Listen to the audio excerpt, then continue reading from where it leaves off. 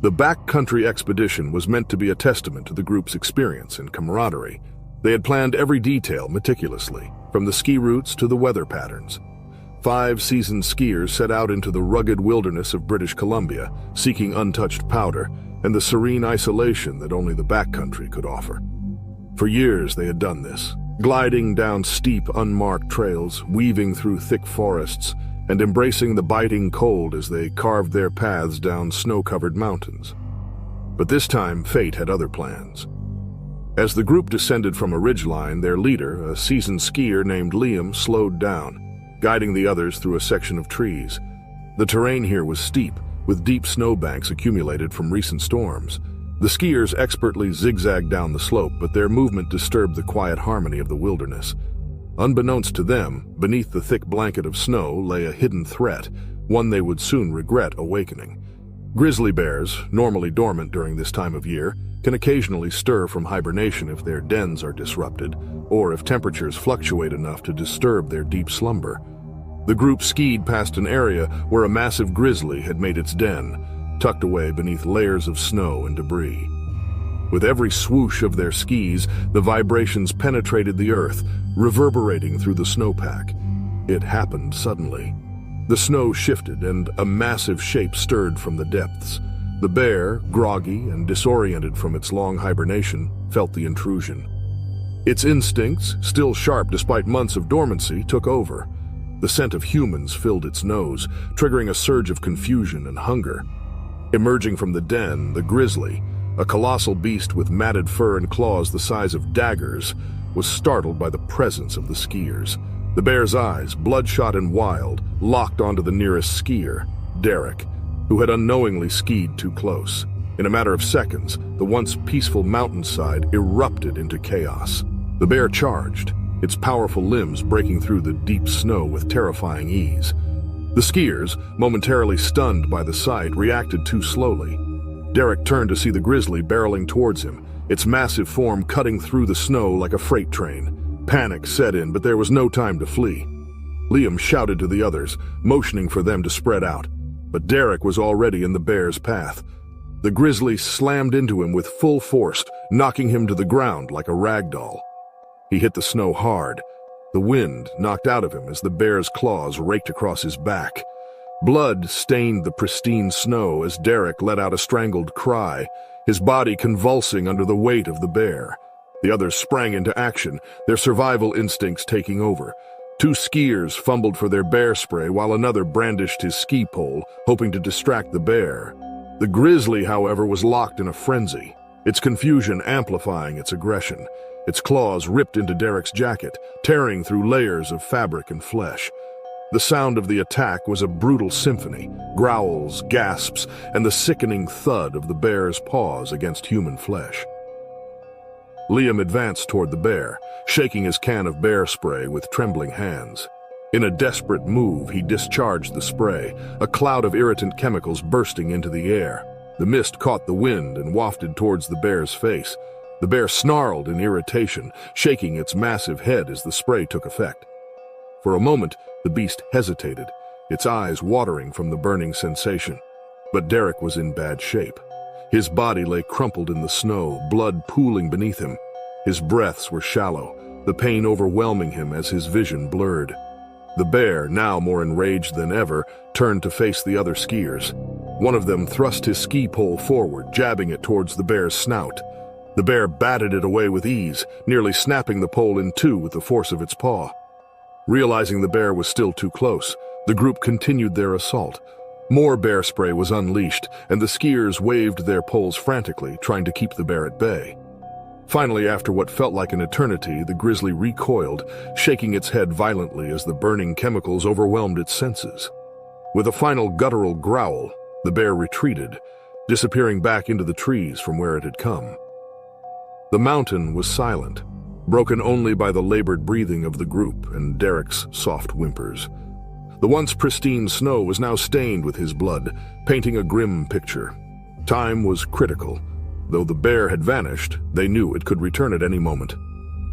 Liam knelt beside Derek, assessing his injuries. Deep gashes crisscrossed his back and arms, his jacket torn to shreds. Blood seeped into the snow. He was alive, but barely, each breath a struggle. With no quick rescue possible in this remote area, they fashioned a makeshift stretcher from their skis, securing Derek as best they could. The group began their slow descent through deep snowdrifts and treacherous slopes, each step a reminder of the lurking danger. Every gust of wind sent their hearts racing, and they feared the bear might return. Hours passed, and as the sun dipped low, they finally reached an area with enough signal to call for help. Derek's condition had worsened. His breathing grew shallow and his skin turned pale. Huddled together, exhausted and shaken, they awaited rescue. The wilderness had transformed from a playground into a stark reminder of nature's unforgiving reality. The Wilson family's annual camping trip to a park in Montana had always been a cherished tradition.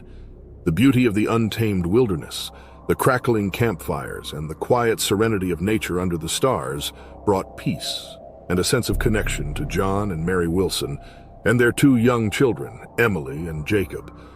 This year, they had chosen a particularly remote campsite, nestled deep in the park, hoping to escape the crowds and reconnect with the wild landscapes they loved. That evening, the campsite was lively with laughter as the family roasted marshmallows over the fire, exchanging stories of past trips.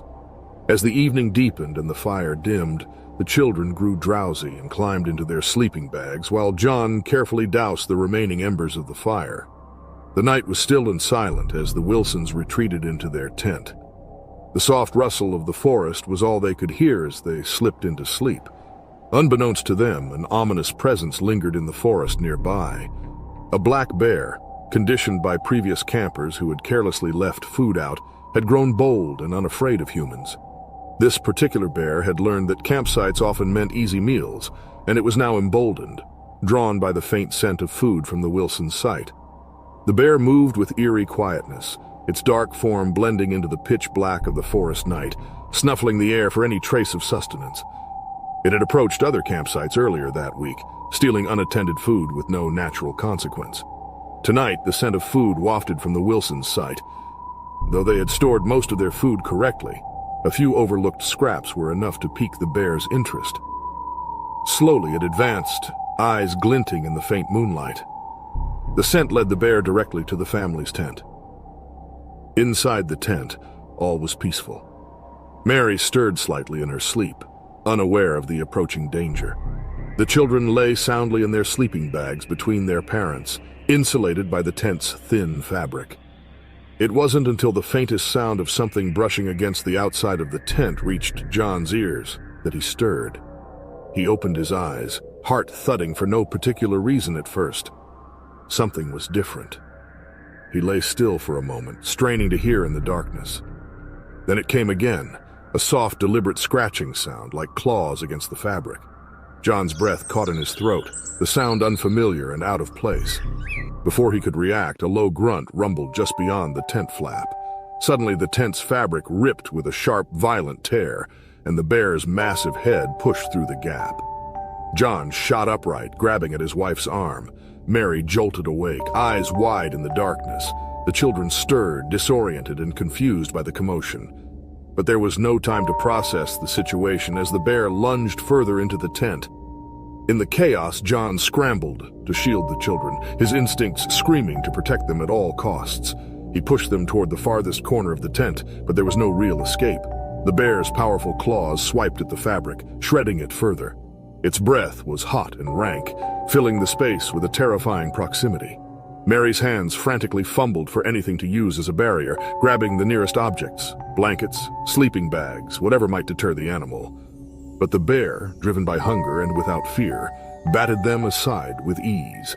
Its massive body pressed into the tent, collapsing it further around them, the weight of the bear threatening to crush them. John reached for a flashlight, desperately shining it into the bear's eyes, hoping to disorient it. For a moment, the bright beam seemed to give the bear pause, but only for a heartbeat. It swatted the light out of his hand, sending it spinning into the darkness. The tent was now a chaotic flurry of thrashing limbs and guttural growls, the bear tearing at whatever it could reach, relentless in its search for food. Outside, the commotion had drawn the attention of nearby campers. Faint calls echoed through the night as people began to realize what was happening. Some grabbed flashlights and ran toward the Wilsons' campsite. Others yelled in panic, unsure of how to help. Inside the collapsing tent, Mary's heart pounded in her chest. She clung to Jacob, her youngest, shielding him with her body, while John did his best to fend off the bear with nothing more than his bare hands and a camping chair he had managed to grab. The bear growled in frustration, its claws raking through the fabric, inches away from John's arm. The nearby campers arrived, flashlights swinging wildly in the dark, illuminating the terrifying scene. Some carried pots and pans, banging them loudly to scare the bear off, but it only seemed to enrage the animal further. A man wielding a large stick approached cautiously, but the bear turned on him with a ferocious snarl, causing him to backpedal quickly. In the chaos, someone threw a rock at the bear, striking it on the side. The animal growled deeply, hesitating for a brief moment as the barrage of noise and movement confused it. But its hunger overpowered its fear, and it returned to its task, clawing and biting at the remnants of the tent, determined to get inside. John, now bleeding from a shallow gash on his arm, fought to keep the bear at bay, but his strength was waning. The tent was all but destroyed, and the bear was closing in on his family. In a last desperate attempt, he grabbed a can of bear spray from his pack, fumbled with the cap, and unleashed it directly into the bear's face. The bear roared in surprise, rearing back as the spray hit its eyes and nose, burning with intensity. Disoriented by the attack, it shook its massive head and retreated several steps. The campers, seeing the bear's reaction, intensified their efforts, making more noise, waving their flashlights wildly and throwing whatever they could find. Finally, the bear backed away, still growling but now blinded and confused by the bear spray. It retreated into the woods, its massive form disappearing into the darkness from which it had come. The Wilsons, battered and shaken, emerged from the wreckage of their tent, clinging to one another in disbelief. The other campers rushed to their aid, their faces pale in the moonlight, some trembling with adrenaline. John and Mary, their hearts still racing, could barely comprehend what had just happened. They had survived the attack, but the memory of the bear's furious claws and the close call to death would haunt them for years to come. Crisp Alaskan air enveloped Mike and Dave as they waded into the salmon stream, their annual fly fishing trip in full swing. Best friends for years, they sought peace in this remote wilderness, far from the noise of daily life. Working in harmony, they cast their lines and watched the salmon flash beneath the surface. Mike stood a few yards upstream, focused on the rhythm of his rod and the rush of water around his waders. Meanwhile, Dave scanned the bank, admiring the wild beauty of their surroundings. The soothing sound of rushing water and the occasional splash of fish created a serene atmosphere. Suddenly, that tranquility shattered. A brown bear emerged from the tree line, blending into the shadows until it was mere feet from the stream. Startled, Mike locked eyes with the massive predator. Fear surged through him as the bear let out a low growl, a sound that silenced the wilderness. Before Mike could react, the bear lunged, its enormous paws cutting through the water. He stumbled backward, his fishing rod tumbling into the stream, but it was too late. The bear's claws hooked into Mike's jacket, dragging him into the freezing water. Shock set in as the icy current hit him like a wall. The bear's weight bore down on him, water churning violently around them. Desperately, Mike kicked to free himself, but the bear's grip was too firm. His vision blurred, and cold water filled his mouth as he struggled to stay afloat. Dave stood frozen, heart racing as he watched his best friend disappear beneath the thrashing bear. His fly rod felt useless against the creature. Instinct screamed for him to flee, but a deeper resolve compelled him to stay and help Mike. He couldn't abandon his friend in the jaws of danger.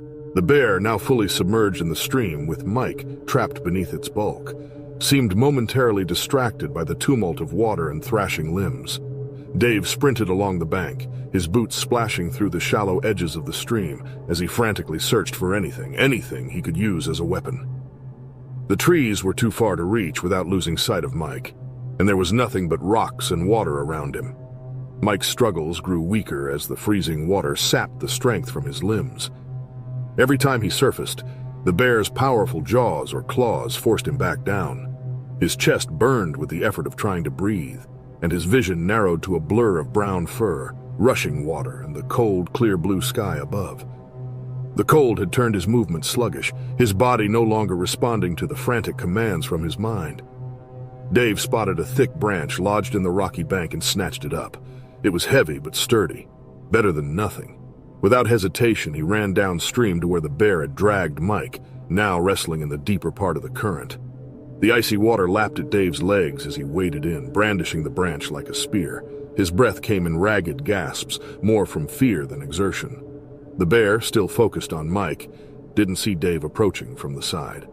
With every ounce of strength he had, Dave swung the branch toward the bear's head, the force of the blow jarring his arms. The bear roared in pain and surprise, jerking its massive body toward Dave, releasing its grip on Mike for a split second. The water exploded around them as the animal reared back, its enormous body casting a shadow over Dave. For a moment, time seemed to slow. Dave felt the bear's eyes on him, its dark gaze filled with primal rage. He knew he couldn't outrun it. The weight of the branch suddenly felt insignificant against the sheer power of the bear, but there was no time to think, only to act. He swung again, aiming for the bear's muzzle this time. The branch cracked against bone, sending the bear into a frenzy. It roared and lunged toward Dave, but the water slowed its movements, the current working in his favor. Mike, weakened and gasping for air, floated downstream, limp and pale against the dark water. Dave's mind raced as he backed away, trying to keep the bear's attention on him while inching toward the bank. His muscles screamed in protest, the cold water numbing his legs. He had to keep moving, had to find a way to keep the bear away from Mike, who was now drifting dangerously close to the rapids downstream. Suddenly the bear turned, its massive body crashing through the water toward Mike, who was helplessly floating toward the rocks. Dave's heart seized. He sprinted along the bank, barely keeping pace with the bear as it pursued Mike downstream. The current grew stronger, pulling Mike faster. The bear, still enraged, struggled to keep up, its focus split between Dave and the helpless man. With a burst of desperation, Dave spotted a large rock near the bank. He hoisted it above his head and hurled it at the bear's flank. The rock struck true, sending the bear crashing aside. That moment of distraction was enough.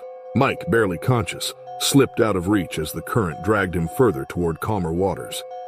Dazed, the bear finally gave up the chase, retreating into the forest. Dave watched in a mix of horror and relief as it disappeared, leaving him panting on the bank. Without hesitation, Dave plunged into the icy stream, rushing to where Mike lay motionless in a shallow pool. It was clear he had succumbed to hypothermia. Dave quickly lifted him from the water, pressing against his chest to expel excess water before slinging him over his shoulder. Navigating the slippery banks, each step was a battle against the cold. After what felt like hours, the outline of a cabin appeared. Summoning his strength, Dave called for help. A couple of hikers rushed to assist, laying Mike by the fireplace and wrapping him in blankets. As the warmth returned, Mike's eyes fluttered open, and they exchanged a glance, two friends forever bonded by their ordeal. On August 12, 2024, the Martinez family was enjoying their annual camping trip in Yellowstone National Park, Wyoming. For years, Michael and his wife Laura had brought their two children, Sophia, age 12, and their younger son, Ethan, aged 9, to explore the beauty of Yellowstone. They loved the outdoors, and these trips were a tradition the whole family looked forward to. Michael, a teacher, and Laura, a nurse, had always taught their children about the importance of nature and respecting wildlife. This trip was supposed to be like any other, filled with hiking, campfires, and stargazing. The family had set up camp near one of the more remote areas of the park, surrounded by tall trees and open fields. They spent the day hiking and enjoying the sights, marveling at the beauty of Yellowstone's natural landscapes. Sophia, the adventurous one, was always eager to explore. She loved animals and had a special interest in wildlife, often reading books about the animals that roamed the park. Michael and Laura, knowing the risks of camping in bear country, had reminded the kids about the importance of staying close and being cautious. But even with all the precautions, nature had its plans. Later in the afternoon, while Michael and Laura were setting up the campsite for the evening, Sophia wandered off a little too far from the tent.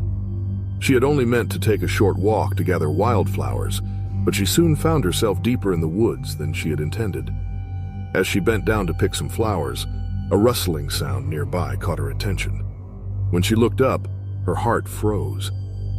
Just a few feet away stood a large black bear, accompanied by her cubs. Sophia knew enough about wildlife to understand that a mother bear with cubs was one of the most dangerous situations to be in. The bear, sensing Sophia's presence, turned sharply, her eyes locking onto the young girl. In an instant, the bear perceived a threat to her cubs and without hesitation charged at Sophia. Panic set in as the massive animal moved with surprising speed through the trees. Sophia screamed and ran, her instincts taking over as she sprinted back toward the campsite. Hearing her cries, Michael dropped everything and rushed toward his daughter. In the seconds that followed, Michael reached Sophia just as the bear was closing in. Without thinking about his own safety, he threw himself between his daughter and the bear, his heart racing. The bear, now focused on Michael, roared and swung its large paws at him. The force of the blow knocked Michael to the ground. His body crumpled under the weight of the impact, but his mind was only on one thing: protecting his family. Michael yelled for Laura to take the children and run, his voice filled with urgency. Sophia stood frozen in shock, watching as her father faced the enraged bear. Michael, bruised and bleeding, tried to keep the bear's attention on him, as Laura quickly grabbed Ethan and pulled Sophia to safety. Michael lay on the ground, his body aching from the force of the bear's attack. The bear, now fully focused on him, growled as it stood over him. Michael knew he had to keep the animal distracted to give his family enough time to get away. He tried to move, but the pain from the bear's initial strike made it difficult. His mind was racing, searching for anything he could do to survive the attack and protect his family. The bear, sensing no further threat to its cubs, hesitated for a moment. This brief pause gave Michael just enough time to inch backward, putting a small bit of distance between him and the enormous animal. The bear remained tense, watching his every movement, but it didn't move forward. Its maternal instinct to protect its cubs had been triggered, and now it was trying to decide if the danger had passed. At the same time, other campers nearby had heard the commotion. Some had already contacted the park rangers, alerting them to the situation. Rangers were dispatched immediately, making their way through the dense forest toward the scene, knowing how critical each second was.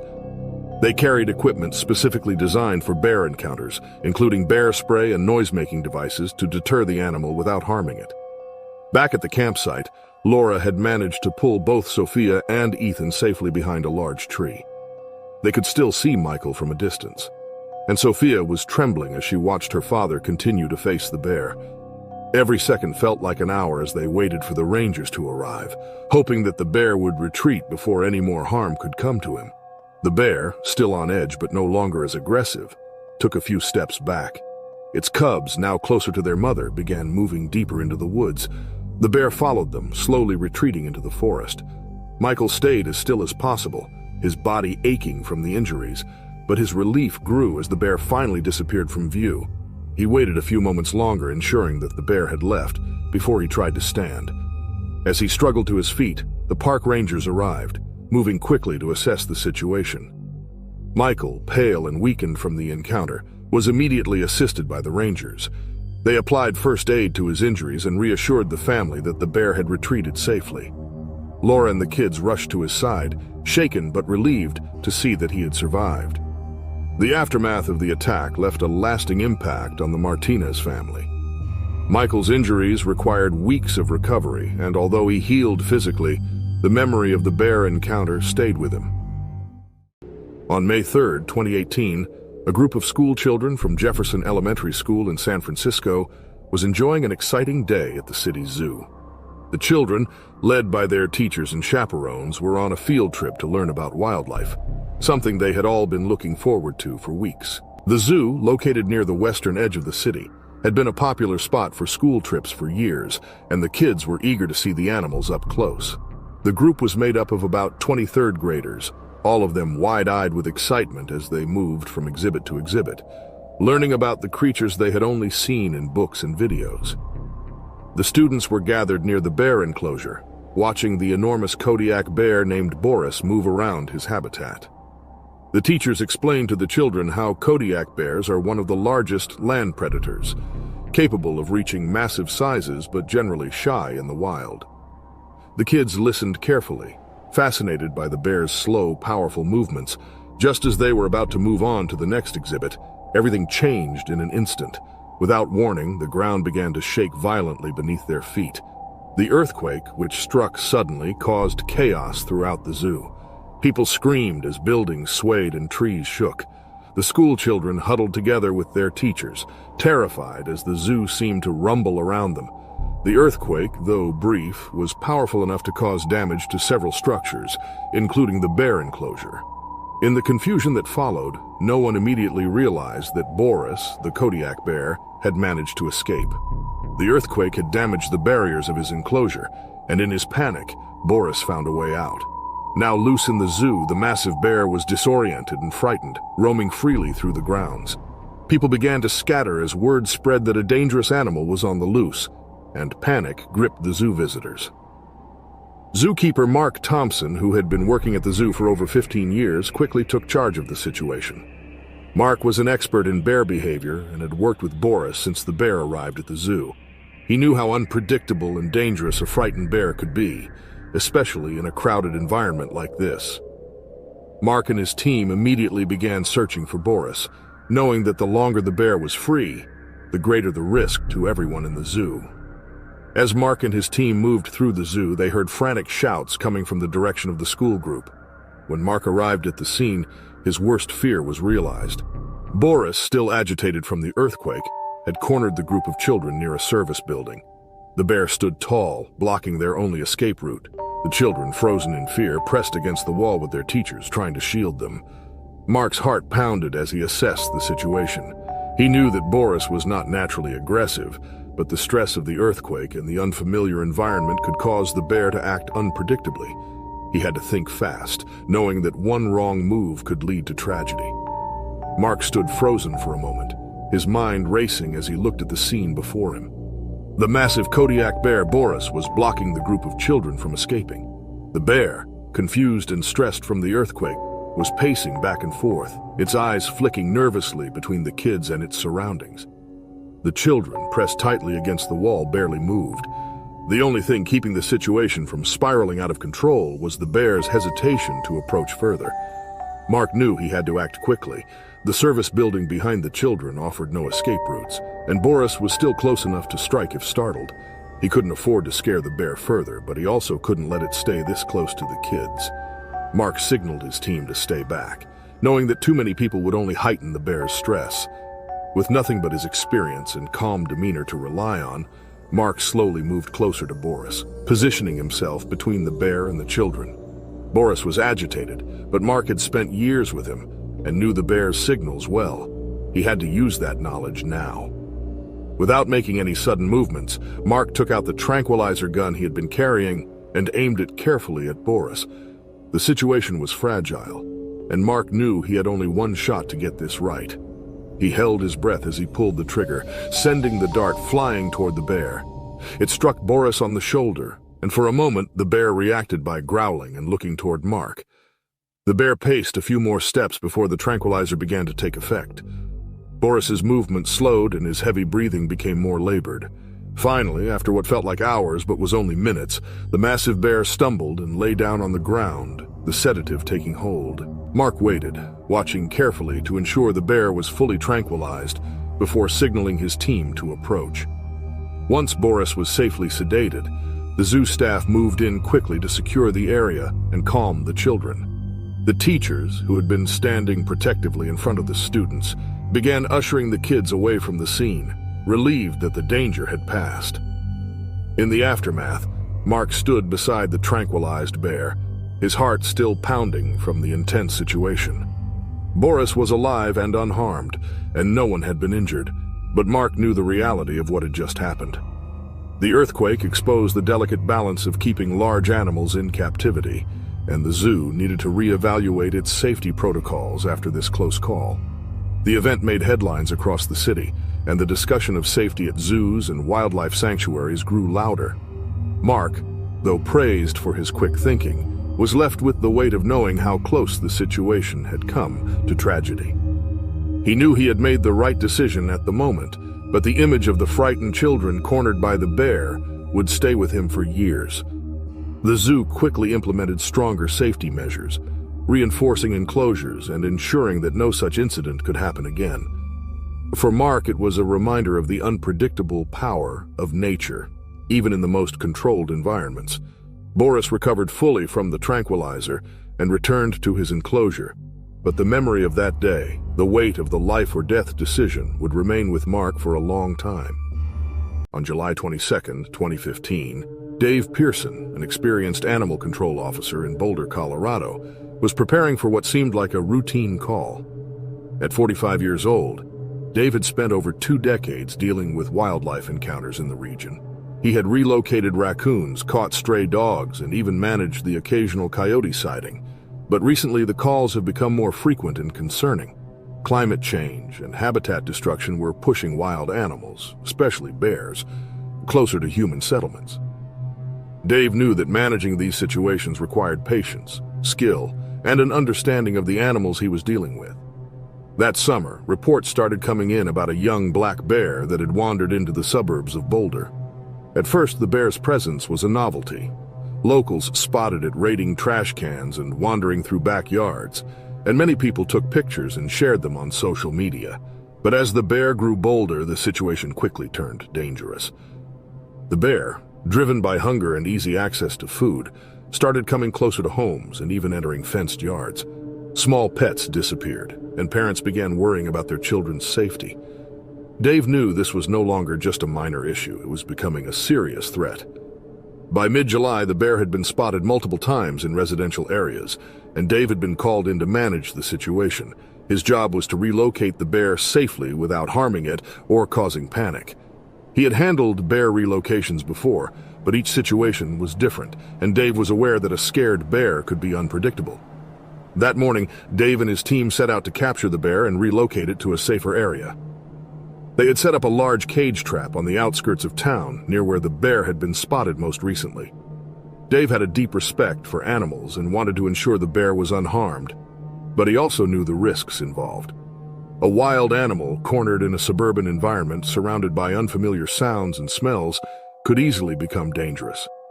As the day wore on, the bear was spotted near a row of houses, digging through trash cans. Dave and his team quickly arrived at the scene, hoping to capture the bear before it got too close to any people. However, things didn't go as planned. The bear, sensing danger, moved further into the neighborhood.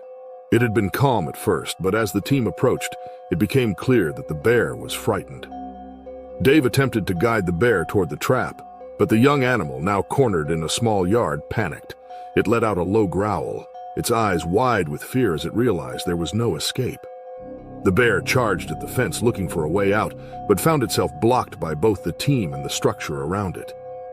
Dave moved forward slowly, trying to keep the bear calm, but the animal, confused and scared, lashed out.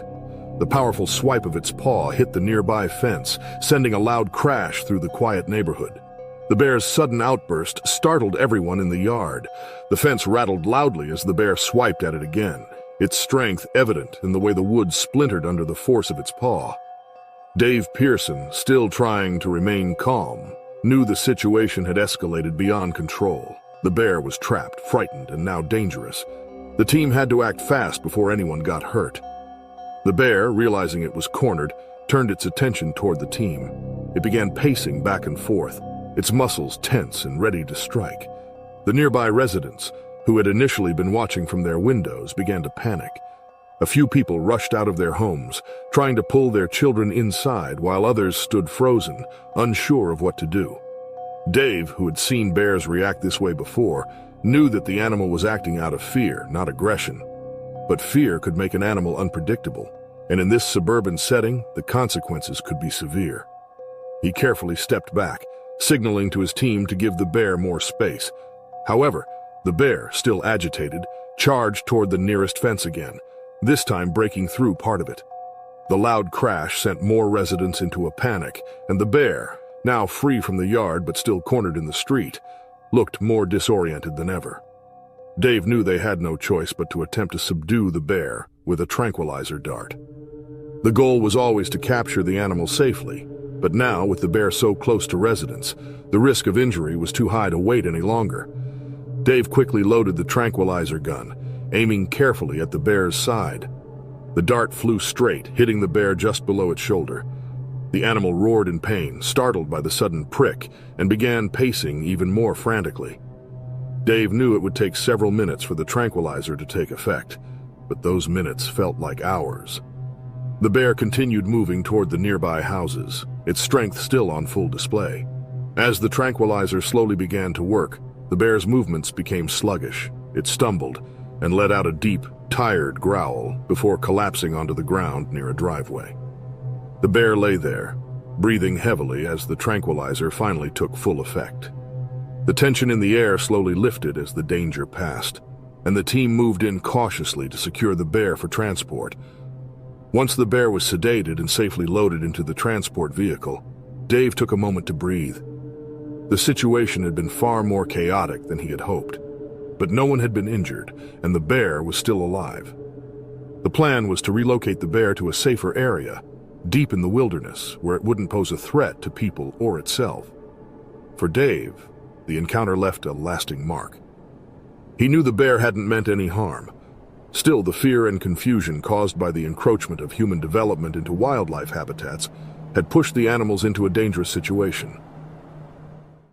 A group of seasoned mountaineers set out on a challenging expedition in the remote regions of the Swiss Alps, an area known for its breathtaking beauty and rugged terrain. The group, consisting of 5 experienced hikers, Peter, Anna, Lars, Martina, and Felix, had been planning this trip for months. They were all passionate about the outdoors and had spent years exploring mountain ranges around the world. The Swiss Alps, with their towering peaks and serene valleys, were the perfect destination for their latest adventure.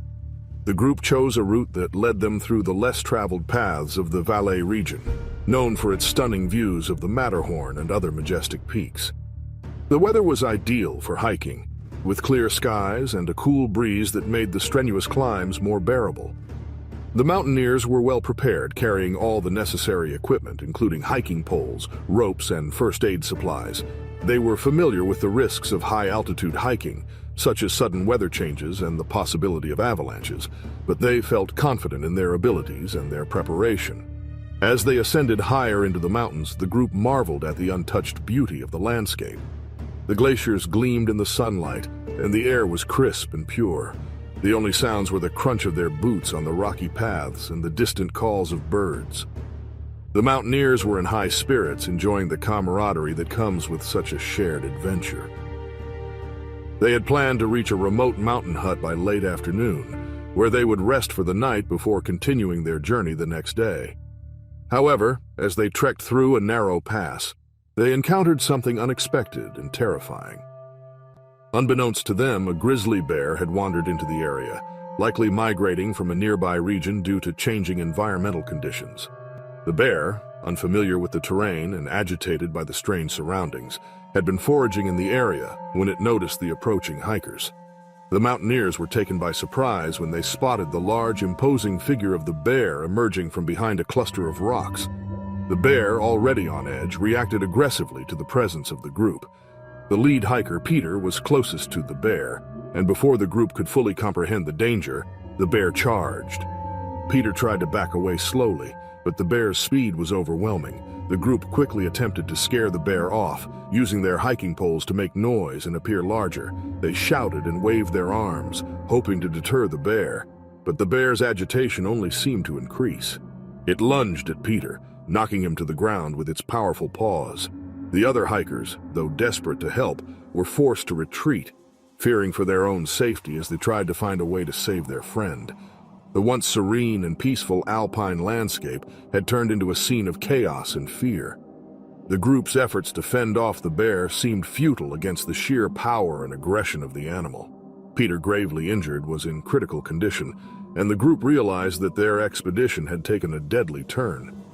The Swiss Alps, once a symbol of tranquility and natural beauty, had become the site of a brutal encounter, highlighting the unpredictable dangers that can arise in even the most familiar of environments. As the bear continued its relentless attack on Peter, the other mountaineers knew they had to act quickly to save his life. Desperate and terrified, they began to throw rocks and use their hiking poles to strike the ground, creating as much noise and disturbance as possible. Their frantic efforts eventually startled the bear enough that it paused, giving the group a brief window to pull Peter away from the immediate danger. The bear, still agitated, retreated back into the rocky terrain. disappearing into the landscape from which it had emerged. The group wasted no time in attending to Peter's injuries. He was bleeding heavily, with deep wounds on his chest and arms from the bear's powerful claws. The mountaineers quickly applied pressure to the wounds and used the first aid supplies they had brought with them, doing their best to stabilize him. The remote location made it impossible to call for immediate help, but they knew they had to get Peter to safety as soon as possible.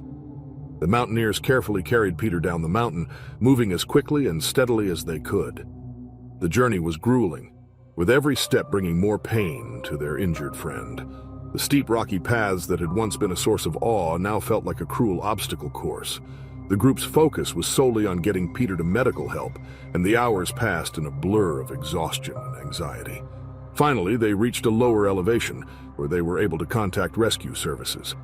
A helicopter was dispatched to their location, and within a short time, Peter was airlifted to a hospital in Sion, a town in the heart of the Valais region.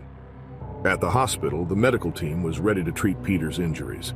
He was rushed into surgery, where doctors worked tirelessly to repair the damage caused by the bear's attack. The hospital was tense as the other hikers waited for news of their friend. The doctors were able to stabilize Peter, but his recovery would be long and difficult. The severity of his injuries meant that he would require extensive physical therapy, and the emotional trauma of the attack would take time to heal as well. The group, once so full of excitement and anticipation for their adventure, was now left grappling with the harsh reality of what had happened. The incident sent shockwaves through the mountaineering community and beyond. The unexpected presence of a grizzly bear in the Swiss Alps was a stark reminder of the changing patterns of wildlife due to climate change. The event sparked widespread discussions about the need for better awareness and preparedness for such encounters in areas once considered safe. The once idyllic image of the Swiss Alps was now tinged with a sense of caution, as both locals and visitors came to terms with the new risks posed by the shifting balance of nature. In September 2012, a newlywed couple, Emily and David Thompson, set out on their dream honeymoon in the pristine wilderness of Montana's Glacier National Park. The park, known for its breathtaking views, rugged mountains, and abundant wildlife, had always been a place of wonder for the couple. Both Emily and David were avid nature lovers, and they shared a deep bond over their love for the outdoors. Their relationship had blossomed during their many hiking trips together, and they had often talked about exploring the vast beauty of Glacier National Park. Emily and David met in college. Both studying environmental science, and their shared passion for nature quickly brought them together. They spent weekends hiking through forests, camping under the stars, and planning future adventures to some of the most beautiful natural places in the world. When they got married, it was only fitting that their honeymoon would be spent in a place that held so much meaning for them both. After their wedding, the couple decided that a trip to Glacier National Park would be the perfect way to start their new life together. The park, located in the Rocky Mountains of Montana, offered everything they could have hoped for: majestic peaks, serene lakes, and endless trails to explore. The idea of hiking through the untouched wilderness surrounded by the beauty of nature was a dream come true for them. On the morning of September 7th, Emily and David set out on what was supposed to be a peaceful hike along one of the park's many scenic trails. The weather was perfect, with clear skies and a gentle breeze that carried the scent of pine through the air. They had packed a light lunch and some snacks, planning to enjoy a picnic by one of the park's crystal-clear lakes. As they walked hand in hand along the trail, they marveled at the towering trees, the distant snow-capped peaks, and the tranquility that surrounded them. The trail was quiet, with only the occasional chirp of birds and the rustling of leaves underfoot. The couple felt completely at ease, soaking in the serenity of the moment and the joy of being together in such a beautiful place.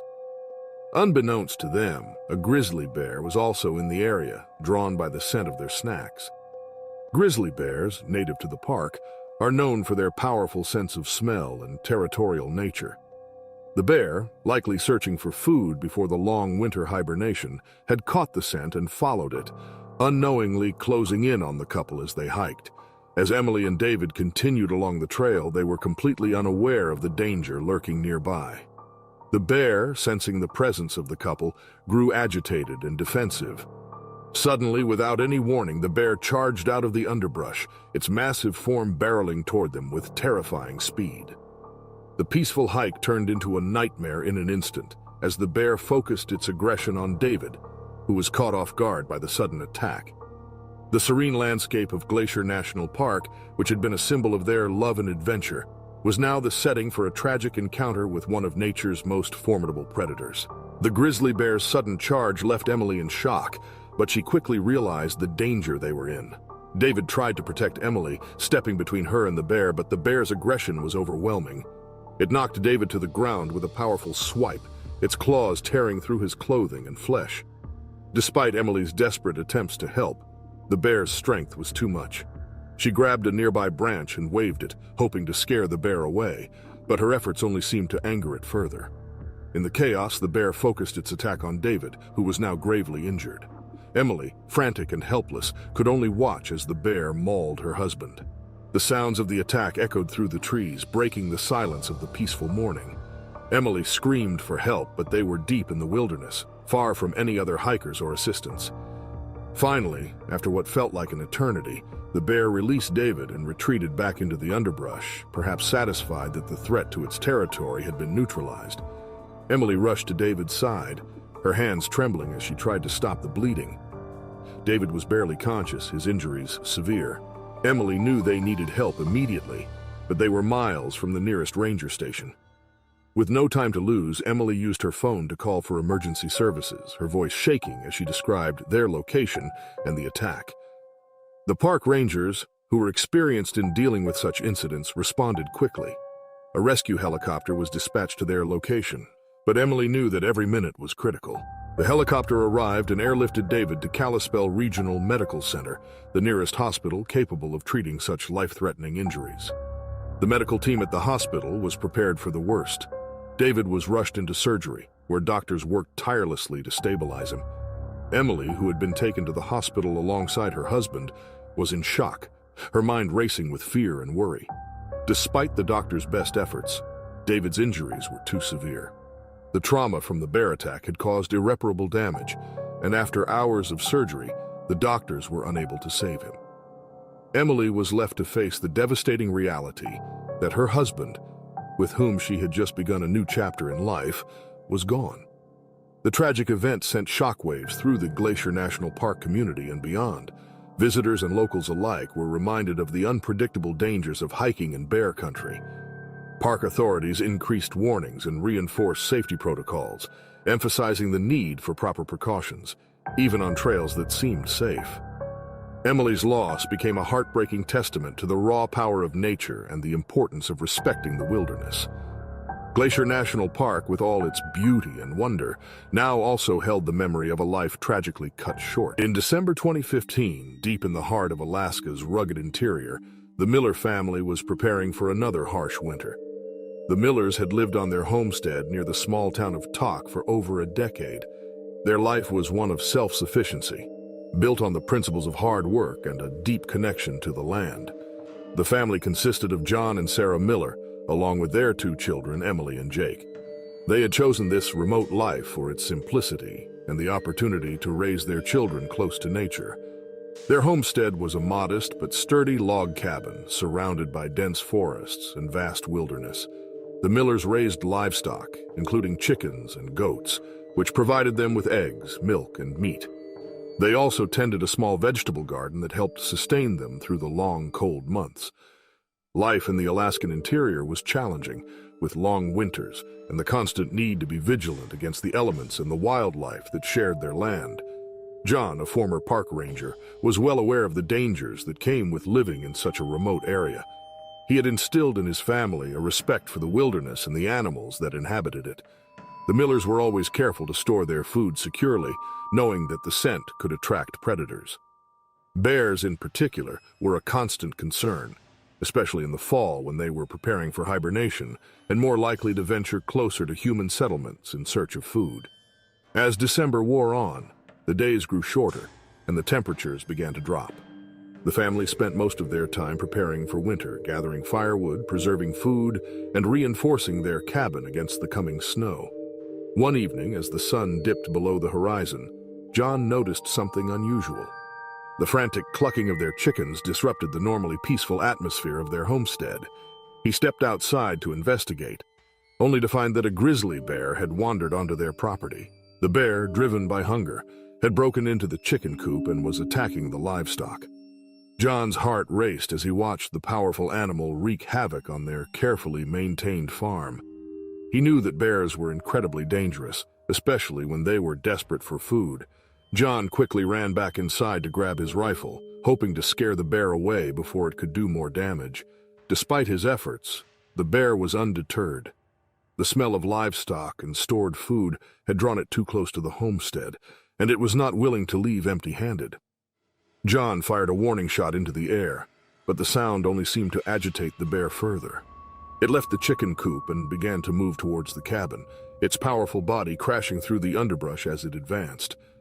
Realizing that their home was now in danger, John and Sarah quickly brought the children inside, securing the doors and windows as best as they could.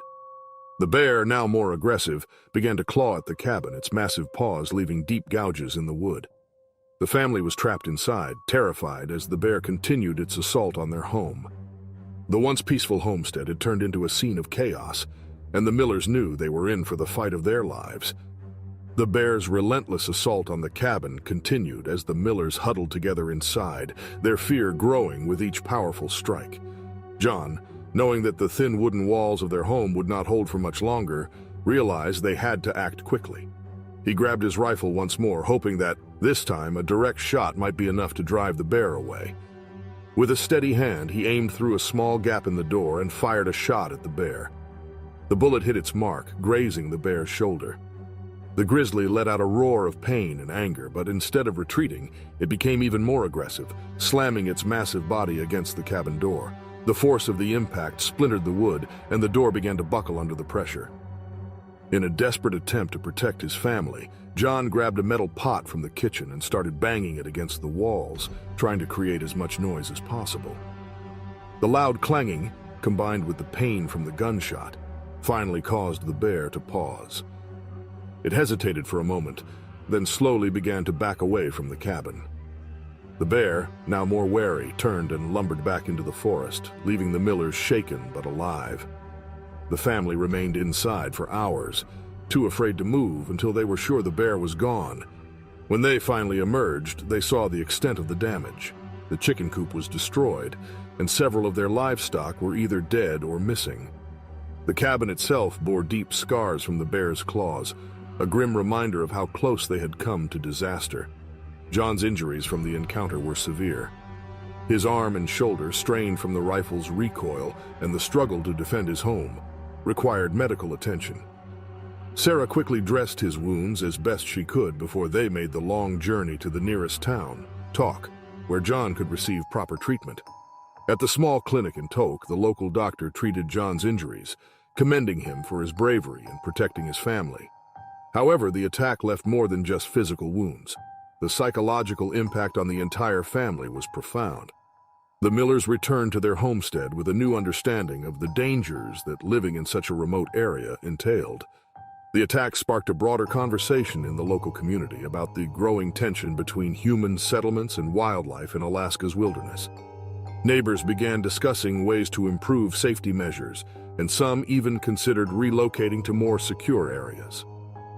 The Millers' ordeal became a stark reminder of the unpredictable nature of the wild and the ongoing challenge of coexisting with the powerful creatures that also called Alaska home.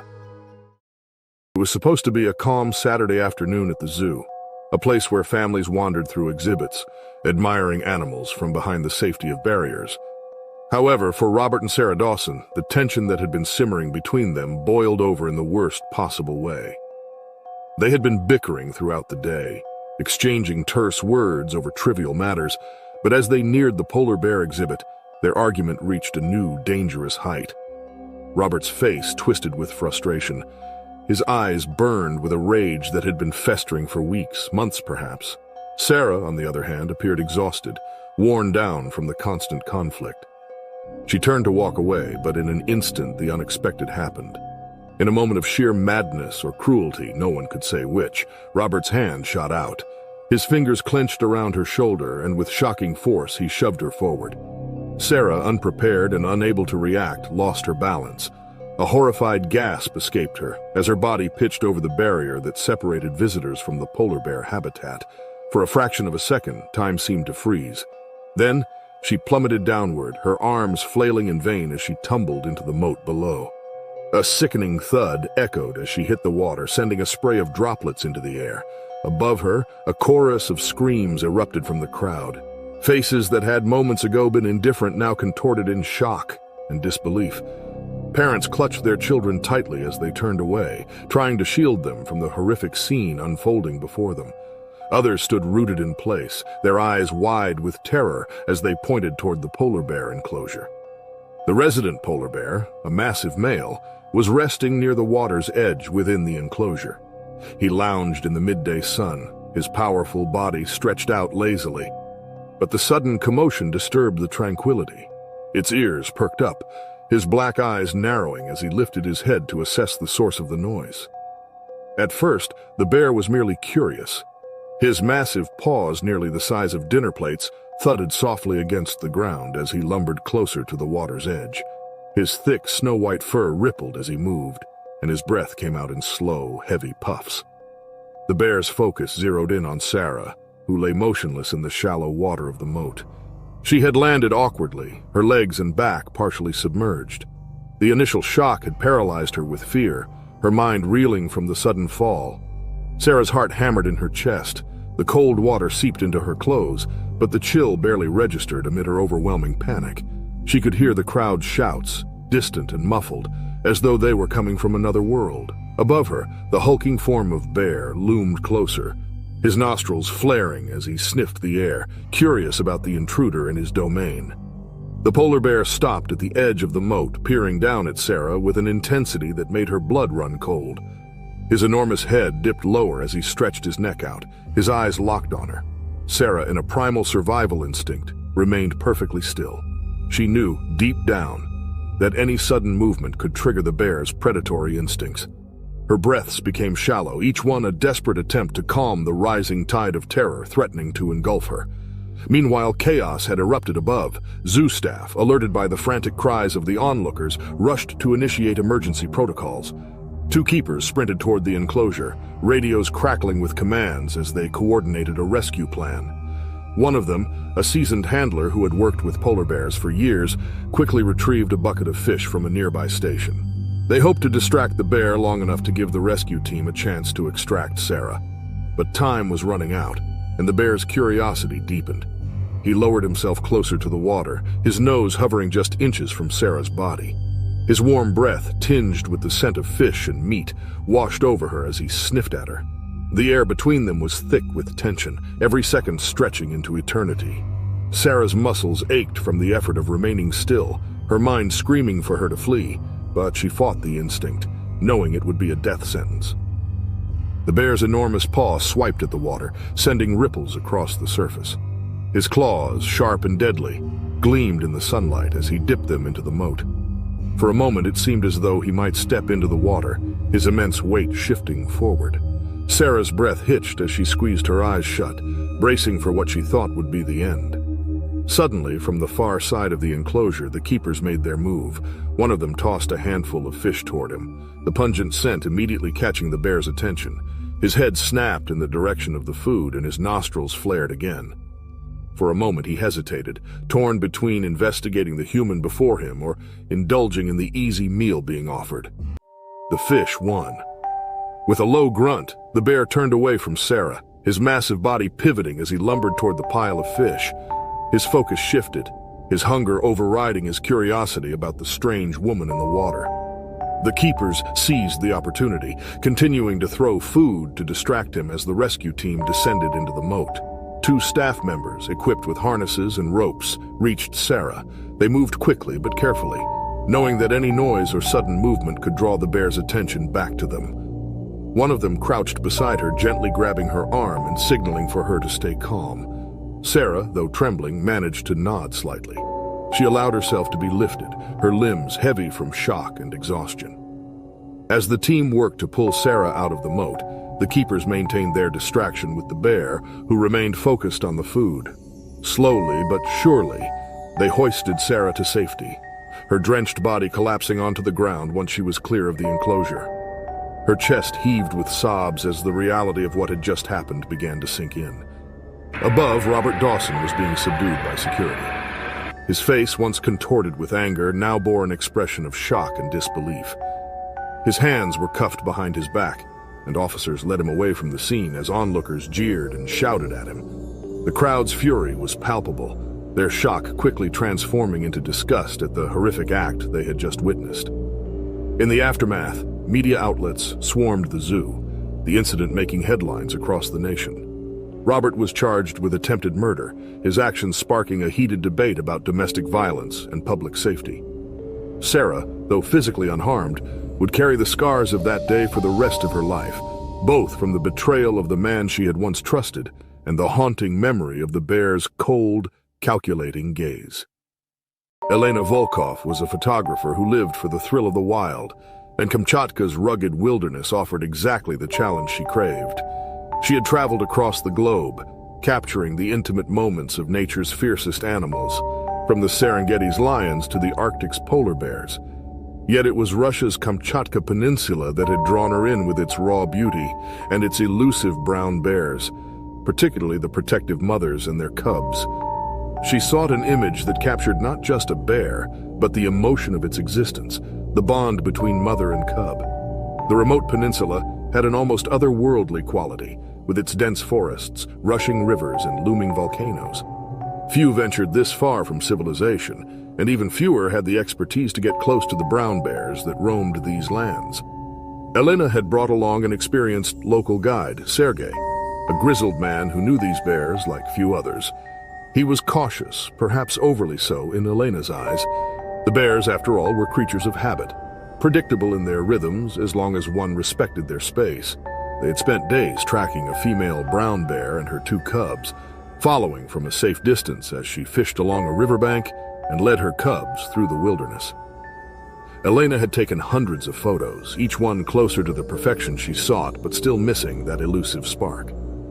The bears moved through a low valley surrounded by thick forest, and from a ridge above, Elena caught a glimpse of something special. The mother bear had paused in a clearing, her cubs playfully wrestling beside her. The afternoon sun filtered through the trees, casting the scene in a golden glow. It was perfect, but it wasn't close enough. Sergei warned her to stay back. He had seen this before. Photographers, eager for the perfect shot, forgetting the genuine danger that lay between them and their subjects. Elena, however, felt the moment calling to her. She reassured herself that she knew the limits and that her years of experience would guide her. Carefully, she descended from the ridge, edging through the thick brush that led down into the valley. The terrain was uneven, and the foliage made it difficult to see clearly. But she pressed on, her camera ready in hand. Her breath quickened as she closed the gap.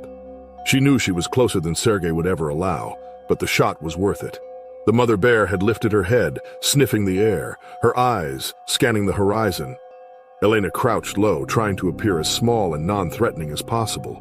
She aimed her camera, framing the perfect shot of the mother's watchful gaze juxtaposed with the innocence of her cubs. Suddenly, the mother bear's posture shifted. Her head turned sharply in Elena's direction, her body tensing as she perceived an intruder too close for comfort. Elena froze. Her heart pounded in her chest as she realized just how much danger she had put herself in. The bear's eyes locked onto her, and in that instant, there was no mistaking the animal's intentions. Elena had crossed a line. The charge came swiftly. There was no growl, no warning, just the sudden explosive motion of the bear lunging toward her. Elena's instincts screamed at her to retreat, but the ground beneath her was treacherous. Her boots slipped on the damp moss and she stumbled, her legs failing to find traction on the uneven terrain.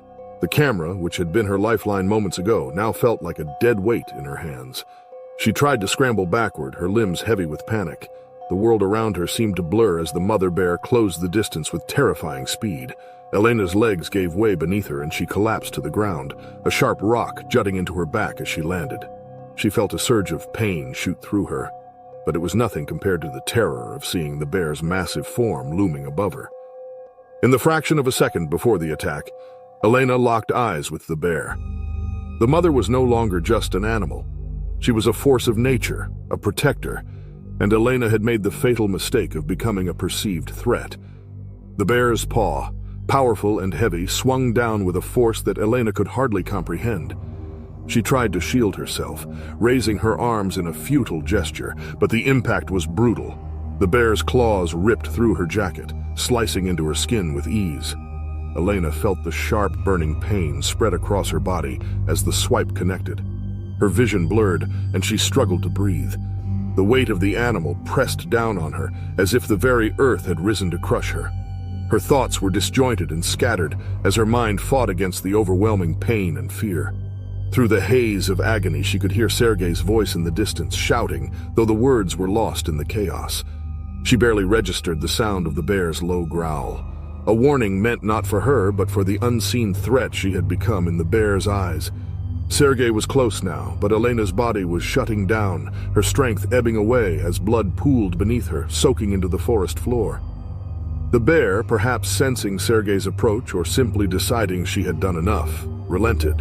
With a final snort, she turned and lumbered back toward her cubs, her protective instincts still in overdrive. Elena lay motionless on the ground, the remnants of her camera shattered beside her, blood staining the lenses. Sergei rushed to her side, breathless and pale with fear. The first aid kit he carried seemed woefully inadequate against the wounds she had suffered. He managed to drive the bear away using flares and shouts to ensure the mother wouldn't return, but the damage had been done. Elena was barely conscious, her breath shallow and ragged. The remote wilderness that had once been her playground had now become her prison. Sergei knew that help was hours, maybe even a day away, and with each passing moment, Elena's chance of survival slipped further from reach. Sarah Chen was no stranger to the rugged trails of the Alaska wilderness. An experienced trail runner, she had spent countless hours exploring the pristine wilderness, reveling in the solitude that only the untamed beauty of nature could offer. Today was no different.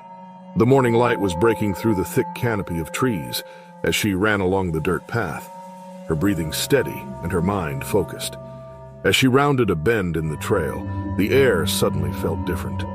A heaviness settled around her, and the usual rustling of small creatures and birds seemed to pause.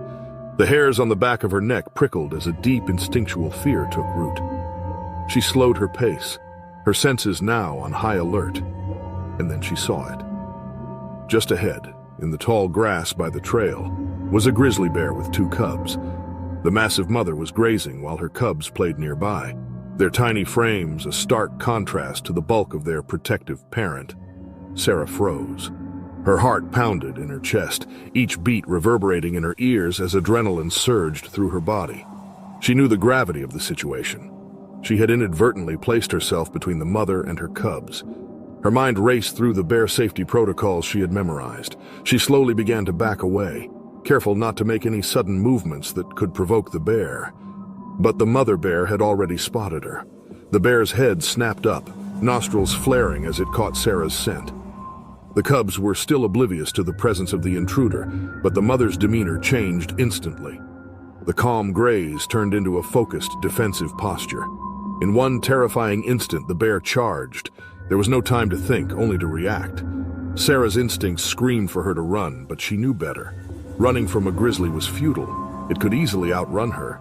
Instead, she dropped to the ground and curled into a tight ball, her hands clasped behind her neck, knees tucked to her chest and head down. It was the only chance she had, the final card she could play in a desperate situation. The sound of the bear's paws thudding against the earth grew louder, and in seconds the bear was upon her. Sarah felt the earth tremble beneath the weight of the grizzly as it stopped mere inches from her. She forced herself to remain as still as possible, hoping, praying that the bear would lose interest, but that hope was shattered when the first heavy blow landed. The bear's paw swiped at her with terrifying force, sending a jolt of pain through her side. The sheer power behind the strike was overwhelming. It felt as though her ribs might crack from the impact. Then came the bite. The bear's teeth clamped down on her thigh, its jaws like a vice cutting through her running tights and skin with horrifying ease. The pain was blinding, white-hot, and all-consuming. She could feel the warmth of her blood soaking into the earth beneath her, but she didn't move. She couldn't. The only way to survive was to continue playing dead, no matter how much every fiber of her being screamed to fight or flee. The bear's assault was brutal but brief. After a few more moments of mauling, the mother grizzly seemed to decide that Sarah was no longer a threat. The bear released its grip on her and, with a huff, backed away. Sarah heard the bear's heavy breathing and felt the vibrations of its massive body as it lingered for a moment longer.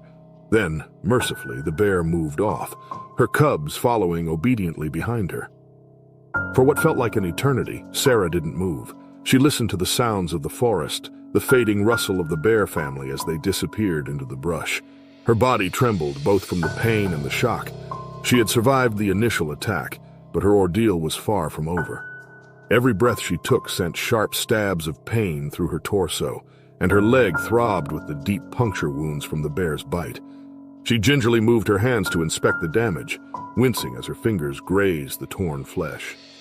Blood soaked her leg and pooled beneath her on the trail. She needed to stop the bleeding, but she had no supplies, no bandages, only her clothing. She ripped a section of her shirt and tied it tightly around her leg, improvising a makeshift tourniquet. It wasn't perfect, but it was something. Then came the grim realization. She was still miles from the trailhead. Alone, injured, and leaving a trail of blood, she was far from safety. The thought of moving was agonizing, but staying put wasn't an option. The bear was still in the area, and the scent of her blood could attract more predators. With a deep, shuddering breath, Sarah forced herself to stand. The pain in her leg was excruciating, and every step sent a fresh wave of nausea through her. But she pushed forward, determined to survive. She hobbled along the trail, using the trees for support, each movement slow and deliberate. Her body screamed in protest, but her mind was focused on one goal: getting out alive. The hours dragged on as she painstakingly made her way down the trail, her vision swimming and her strength waning. She knew the blood loss was significant, and every step felt heavier than the last. The forest, once a place of solace and beauty, now felt like a hostile maze, each rustle of leaves a reminder that danger was never far away. Yet despite the overwhelming odds, Sarah pressed on. Her body was broken, her spirit battered, but she refused to give in. The bear had moved on, but she was still fighting for her life. Each agonizing step was a testament to her will to survive. Finally, as the sun dipped low on the horizon, she spotted the faint outline of the trailhead in the distance. Her body sagged with relief, but the struggle was not over. She still had to make it those last few 100 yards, through the pain and the blood loss, before she could even hope for help. With every ounce of strength she had left, Sarah pushed forward, her mind clinging to the thought of survival. The bear had spared her life once, but now it was up to her to utilize the opportunity. In July 2016, the Carter family of Florida traveled to Canada for what they thought would be a happy, week-long trip. They had long wished to reach the remote banks of British Columbia's Fraser River and do some high-quality fishing. Their love for fishing was instilled by Grandpa Donald, an experienced fisherman with countless stories of the one who got away. Ron Carter, Donald's son, was now a father himself, and he too passed this passion on to his 12-year-old son, Max. Together with Kelly, Ron's adventurous and nature-loving wife, they made plans for a summer trip that promised bonding and bountiful catches. Anglers from all over the world were drawn to the Fraser River because of its pristine, rugged beauty and renowned salmon runs. Winding through some of the most stunning scenery in British Columbia, the river provided a calm refuge from the bustle of the city. The thought of throwing their lines into the crystal-clear, thundering waves while taking in the sounds of nature and towering trees enthralled the Carters. It was the morning of their 4th day when it happened. That day, the Carters had risen early, sometime before dawn broke with a gentle glow, painting the sky pink and orange. They wanted to make the most of the morning and spend as much time as possible surrounded by the rich nature surrounding them. The sun was barely beginning to peek over the horizon, but Grandpa Donald was already at the riverbank, checking his gear and getting ready for another long day of fishing. Donald was nothing but devoted to his craft. Ron was there too, setting up his fishing gear. He felt at ease out there, and he was amused as he watched his son, Max, running excitedly between them. Ron saw that Max's face was lit with anticipation. Kelly, Ron's wife, was back at the campsite where she was in charge of breakfast. She carefully lit the portable stove, her movements efficient and confident. Kelly then called for Max to gather wood for a small fire. Max felt proud to be put in charge of such an important task. Donald and Ron, having set their lines, returned to the camp, the air thick with the mouth-watering aroma of sizzling bacon and eggs.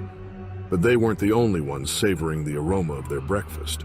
Unbeknownst to them, the scent had caught the attention of a grizzly bear. Driven by hunger and territorial instincts, the bear decided to investigate. It prowled closer, completely concealed by the dense underbrush.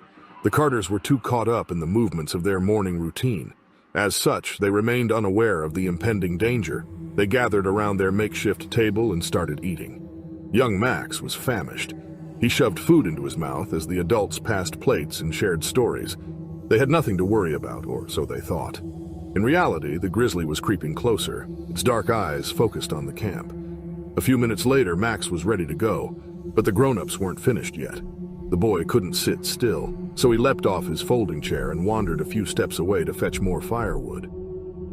But as he gathered the wood, Max sensed something was amiss. He raised his head and froze. He could only let out a startled gasp as he and the huge grizzly bear made eye contact. That's when Donald, Ron, and Kelly realized they weren't as alone and safe as they had hoped. Ron shouted at Max to get back quickly. His voice was tinged with fear as he did so, but he didn't want to frighten Max. But Max couldn't move. Ron cursed under his breath and sprang to his feet. In a flash, he stepped in front of his son, arms spread wide as to appear larger. Kelly shivered as she grabbed a pot and banged it loudly, hoping the noise would scare the predator away. Her face was pale, her heart gripped by terror. Her baby Max was in danger. Donald searched for something to fend off the predator, but there was nothing that could help them. The bear roared and attacked, unfazed by their frenzied actions. As the family attempted to defend themselves, chaos broke out. It was like attempting to halt a tidal wave with a twig, but Ron grabbed a branch and swung it fiercely at the bear. With a single forceful attack, the bear knocked Ron off balance and sent him smashing onto the ground. Kelly flung the pot at the bear, but it only bounced off its powerful body. The bear turned its attention to Donald. The old man, though frail, stood his ground, trying to protect his family. The bear's massive jaws closed around Donald's arm and he cried out in pain. Kelly screamed, her maternal instincts overriding her fear as she rushed to her father-in-law's aid. The bear, now fully in a frenzy, slashed at her with its claws and she fell, her scream abruptly silenced. Ron struggled to get to his feet. He was dazed, his ears were ringing and his temple was bloodied. He told Max to run, to get to the river. Max spun around and bolted toward the water, his pulse thumping fiercely. Behind him, he could hear the bear howling and his father yelling, but he was too terrified to look back. But then he reached the riverbank, and he couldn't stand not knowing anymore. He slowly turned back. Max was met with a gruesome sight. The bear stood over his parents' limp bodies. Grandpa Donald was a few feet away from them, as still and bloodied as they were. Max knew this was it. He realized he was next, as the bear turned to face him, its muzzle covered with blood. In a final act of desperation, Max grabbed a fishing pole, holding it out in front of him as a pathetic barrier. The bear charged, and Max felt a sharp pain as it knocked him to the ground. His vision blurred, the world fading to darkness as the bear's jaws closed around him. And then, it was over. The Carter family's screams had echoed through the forest, but had fallen on deaf ears, those of trees, water, and rocks. In the isolation of their chosen fishing spot, no help was nearby.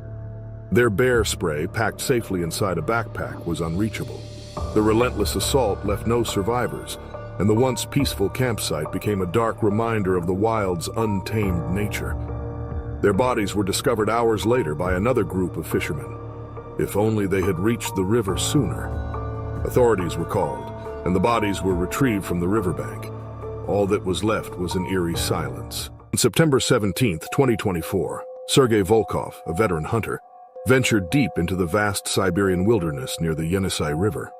The 58-year-old had been hunting in these remote forests for over 3 decades, and this annual trip was a tradition for him. Born and raised in a small village in northern Siberia, Sergei learned hunting skills from his father and grandfather. He was known for his expertise in tracking wildlife, especially deer, and had always navigated the wild with confidence and ease. His trips were a chance for him to escape the noise of modern life and reconnect with nature, something he cherished deeply. Siberia was Sergei's second home, with its endless stretches of dense forest, harsh winters, and untamed beauty. This year, however, the wilderness had changed. Recent wildfires had swept through parts of the forest, displacing many animals, including predators like grizzly bears. Sergei knew the risks of encountering wildlife in such conditions, but he was prepared. He had his trusted rifle, a hunting knife, and a satellite phone, which he always carried in case of emergencies. Yet on this particular day, fate had other plans. Sergei spent the morning tracking a deer, moving silently through the forest. The air was crisp, and the ground beneath him was soft with fallen leaves. His keen eyes followed the subtle signs of movement, his years of experience guiding him. He was focused, his attention fully on the hunt, unaware of the danger lurking nearby.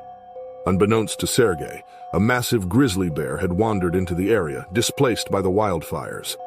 The bear, starving and aggressive, had been searching for food, driven into unfamiliar territory by the fires. It was a huge, powerful animal, capable of moving silently despite its size. The bear, now only yards away from Sergei, had been watching him for some time, its instincts triggered by hunger and the scent of the hunter's presence. Suddenly, the bear charged. With barely a sound, it closed the distance between them in seconds. Sergei didn't hear it coming until it was too late. He felt the force of the animal slams into him from behind, knocking him off his feet. The impact was overwhelming, and before Sergei could react, his rifle was thrown from his hands, landing several feet away. The weight of the grizzly bear pressed down on him, pinning him to the ground. Sergei struggled to breathe as the massive animal growled, its claws tearing into his back. Pain shot through his body as he desperately tried to reach for his knife, the only weapon left to defend himself. The bear's powerful jaws snapped near his head, and Sergei knew he had only seconds to act. Summoning all his strength, he managed to pull the knife from his belt and swung it toward the bear. The blade struck the bear's side, but the animal was undeterred. Its sheer size and power made Sergei's efforts seem almost futile. Pinned beneath the bear's crushing weight, Sergei fought with everything he had, his mind racing for a way to escape.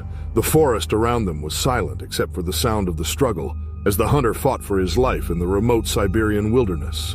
Sergei's body was being crushed under the immense weight of the grizzly bear, its powerful claws ripping at his back. Every breath felt like a struggle, and the pain coursing through him was almost unbearable. He gripped his hunting knife tightly, knowing that it was the only thing standing between him and certain death. With every ounce of strength he had left, Sergei drove the knife into the bear's side again, aiming for a spot between its thick fur and muscle. The bear roared in pain, rearing back for a moment, but it wasn't enough to stop the attack. The bear, driven by hunger and instinct, pressed forward again. Sergei could feel his strength fading, his body weakening under the relentless weight. His mind raced as he tried to find a way out, but the bear's sheer size and power left him with few options. His satellite phone, which could have been his lifeline, had been knocked out of his jacket pocket during the struggle and was now lying useless in the dirt, its screen cracked and dark. The bear lunged once more, but Sergei managed to roll to the side, just out of reach of its massive claws. His back was bleeding and his muscles screamed in pain, but his instincts for survival pushed him onward. With the knife still in his hand, he struck the bear again, this time aiming for its neck. The bear recoiled, shaking its head in anger and pain. Sergei knew this might be his only chance to escape. Summoning what little energy he had left, Sergei scrambled to his feet, his legs weak and trembling beneath him. He was barely able to stand, but he forced himself to run, his vision blurring from exhaustion and pain. Behind him, the bear staggered for a moment, confused by the injuries Sergei had inflicted. Then, with one last growl, it turned and retreated into the trees, disappearing into the dense forest. Sergei collapsed to the ground, gasping for air. His body was covered in deep wounds, his clothing torn and soaked with blood. The wilderness around him was eerily quiet once more, as if the forest itself had been holding its breath during the attack. Sergei lay there for several minutes, too weak to move, his mind struggling to process what had just happened. He had survived the bear's attack, but he was critically injured and miles from the nearest village. With no working phone and no way to call for help, Sergei knew his only chance was to crawl to safety. He dragged himself slowly through the forest, his body protesting with every movement. The sun was beginning to set, and the cold Siberian night would soon descend upon him. He could feel his strength slipping away, but he kept moving, driven by a will to survive. In the days that followed, Sergei's disappearance led to a search by local villagers. They found him weak and barely alive, deep in the forest. He was rushed to the nearest hospital, where he received treatment for his severe injuries. Though he survived, the attack left him with lasting scars, both physical and emotional. The Siberian wilderness had always been his second home, but now he understood its dangers more deeply than ever before. The bear had been a reminder of nature's unpredictable power, and Sergei, though a seasoned hunter, knew that he would never venture into the wilderness again without a new respect for the creatures that called it home. On October 10th, 2022, Emma Chen, an acclaimed wildlife photographer, found herself deep in the Canadian Arctic, near the remote shores of Hudson Bay. Known for her stunning images of animals in their natural habitats, Emma had spent years documenting endangered species around the world. Her work has been featured in major publications, and her photography was praised for capturing the beauty and fragility of wildlife. This time, she had come to the Arctic to photograph polar bears, one of the most iconic yet vulnerable creatures in the face of climate change. Emma had always pushed the limits to get the perfect shot, often going closer than most photographers would dare. She believed that the only way to truly capture an animal's essence was to get as near to them as possible without disturbing their natural behavior. Accompanied by her guide, Avik, an experienced Inuit hunter, she was confident that this trip would yield some of her best work yet. The Canadian Arctic was a harsh, unforgiving environment. The ice caps had been shrinking rapidly due to global warming, and as the sea ice disappeared, polar bears were forced to travel farther inland in search of food. This had made the bears more desperate and unpredictable. Emma was aware of the risks, but her passion for wildlife photography outweighed her concerns. She and Avik set up camp near a cluster of rocky shelters, hoping to observe the polar bears that roamed the area. As the sun hung low in the sky, casting a pale glow over the frozen landscape, Emma spotted her target. A large male polar bear was walking slowly across the ice, its massive paws crunching the snow beneath it. Emma, eager to capture the moment, left the safety of their camp and began to approach the bear. She crouched low, camera in hand, moving silently to get a closer shot. Avik, standing a few feet behind her, watched with concern. He knew the dangers of getting too close to a hungry polar bear, especially one in such dire conditions. The bear had been wandering for days, likely starving as it searched for food in the rapidly melting environment. Avik called out to Emma, trying to get her to stop, but she was too focused on her camera, lost in the moment. Suddenly, the polar bear stopped.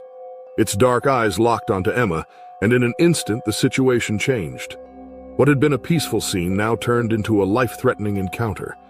The bear, sensing a potential meal, lowered its head and began to charge toward Emma. Its speed was terrifying, and Emma, realizing her mistake, scrambled to her feet. Her heart raced as she turned to run. Avik, reacting quickly, fired a warning shot into the air with his rifle, hoping to scare the bear off. But the bear, driven by hunger, ignored the noise and continued its charge. Emma barely made it back to the shelter, her breath ragged from fear and exhaustion. She slammed the door behind her just as the bear reached the entrance. As the door to the small shelter slammed shut, Emma leaned against it, her body trembling from the adrenaline.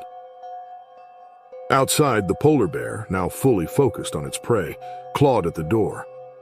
The powerful animal scratched and slammed its weight against the wooden barrier, causing the structure to shake. Inside, Emma and Avik knew they were in grave danger. The thin walls of the shelter were not built to withstand the force of a charging polar bear. Every thud from the bear's massive paws sent shock waves through the room. Avik quickly moved to secure the door with anything they had inside, tables, equipment, anything that might add some protection. He remained calm. His years of living in the Arctic and understanding the behavior of these animals gave him a sense of control over the situation. Emma, still catching her breath, was acutely aware of how close she had come to disaster. She had spent her career capturing images of animals, but never had she felt so vulnerable. The bear was relentless. It continued to push and claw at the door, its hunger driving it forward. The small shelter, located on the edge of the frozen Hudson Bay, felt even more isolated now. The sun was starting to set, casting long shadows across the icy landscape. They were miles from any other human contact, and their satellite phones were unreliable in the freezing conditions. There was no immediate way to call for help. The bear let out deep, frustrated grunts as it tried to find a way inside. Emma could hear the ice cracking beneath its feet, reminding her of the rapidly changing environment they were in. The bear was not just attacking them out of aggression, but out of desperation, a result of the shrinking ice caps that left polar bears struggling to find food. Hours passed with the bear circling the shelter, testing different points of entry. Emma and Avik remained inside, using every bit of their survival knowledge to stay safe. They tried to conserve heat and remained quiet, hoping the bear would eventually lose interest and leave. They knew they couldn't risk another close encounter with the animal, as there was nowhere left to run. Finally, as the Arctic night deepened and the cold grew harsher, the bear began to retreat. It sniffed around the shelter one last time, but eventually turned away and wandered back toward the ice in search of easier prey. Inside, Emma and Avik waited in silence, barely daring to believe the danger had passed. The shelter was still standing, though it bore deep claw marks and dents from the attack. The bear was gone, but the experience had left a permanent mark on both of them. In the aftermath of the encounter, Emma reflected on her near-fatal mistake. Her drive to capture the perfect shot had almost cost her life. The hunger and desperation of the polar bear were stark reminders of the impact climate change was having on the Arctic ecosystem. June 15, 2019, Sarah Jennings, a skilled bush pilot, was flying over the vast Alaskan wilderness. For over a decade, she had been piloting small planes through some of the most remote regions of Alaska, delivering supplies and ferrying people to places unreachable by road. Born and raised in Anchorage, she had grown up around aircraft and wilderness survival. Her father had been a pilot, and from a young age, Sarah had developed the skills to navigate both the skies and the rugged terrain below. On this day, Sarah was flying solo, carrying emergency medical supplies to a remote village. The weather was clear, and she felt confident as she soared above the sprawling forests and snow-capped mountains. The Alaskan wilderness was beautiful but unforgiving. Miles of dense forest stretched below her with no signs of civilization. It was a landscape she knew well, but it was also one that demanded respect. Suddenly, her plane's engine sputtered. A deep rumble shook the aircraft as smoke began to rise from the engine. Sarah's heart raced as she realized her worst fear was coming true: engine failure. She quickly scanned the landscape for a safe place to land, but the dense trees and uneven terrain left her with few options. With no time to waste, Sarah wrestled with the controls, guiding the plane toward a small clearing in the forest. The impact was rough. The plane skidded across the ground, hitting rocks and trees before coming to a stop. When the dust settled, Sarah was bruised and shaken but alive. The wreckage of her plane lay scattered around her. Her leg throbbed with pain, likely injured in the crash, but she knew that sitting still wasn't an option. She was stranded miles from any sign of human life, with no way to call for help. Her radio had been destroyed in the crash, and her emergency beacon had been damaged. Sarah's training kicked in. She gathered what supplies she could from the wreckage: a small knife, some matches, and a few energy bars. With no time to lose, she began moving, limping through the thick forest, hoping to find water or a sign of a nearby village. The dense trees and heavy undergrowth made the journey difficult, and every step sent pain shooting up her leg. Hours passed as Sarah made slow progress through the wilderness. The sun was beginning to set, casting long shadows across the forest floor. The temperature dropped, and the reality of her situation began to sink in. But then, something worse happened. As she stopped to rest near a stream, Sarah noticed movement in the distance. A large brown bear was watching her from the trees. The scent of the crash had likely attracted the bear, and now it had found her. Sarah knew enough about bears to recognize the danger. This wasn't just a passing encounter. The bear was stalking her. It moved slowly, its eyes locked on her, sensing her vulnerability. With her heart pounding, Sarah realized she was in a deadly situation. The bear was hungry, and she was injured and alone. Her outdoor skills would now be tested in the most extreme way possible. As the large brown bear stepped out from the trees, Sarah's heart raced. She knew that in the remote wilderness of Alaska, miles from any help, this bear was now the greatest threat to her survival. The predator, likely drawn by the scent of the crash or her presence, was clearly focused on her. Sarah had read enough about bears to understand that once a bear starts following, it can be relentless, especially when food is scarce. Instinctively, Sarah backed away slowly, keeping her eyes on the bear, knowing sudden movements could provoke it to charge. Her injured leg made every step painful, but stopping wasn't an option. The bear took a few slow steps toward her, its large body moving with terrifying confidence. It was clear that this was no idle curiosity. The bear was following her with intent. Sarah looked around, trying to assess her options. The dense forest provided little room for escape, but she spotted a cluster of trees with low branches a few yards away. With her limited strength, climbing would be difficult. But it could be her only chance to put some distance between her and the bear. She limped toward the trees, her survival instincts pushing her forward even though her body was nearing exhaustion. Reaching the base of the tree, Sarah grabbed the lowest branch and pulled herself up. The pain in her leg was sharp, but adrenaline carried her through the effort. She climbed higher, her hands scraping against the rough bark, while the bear approached below.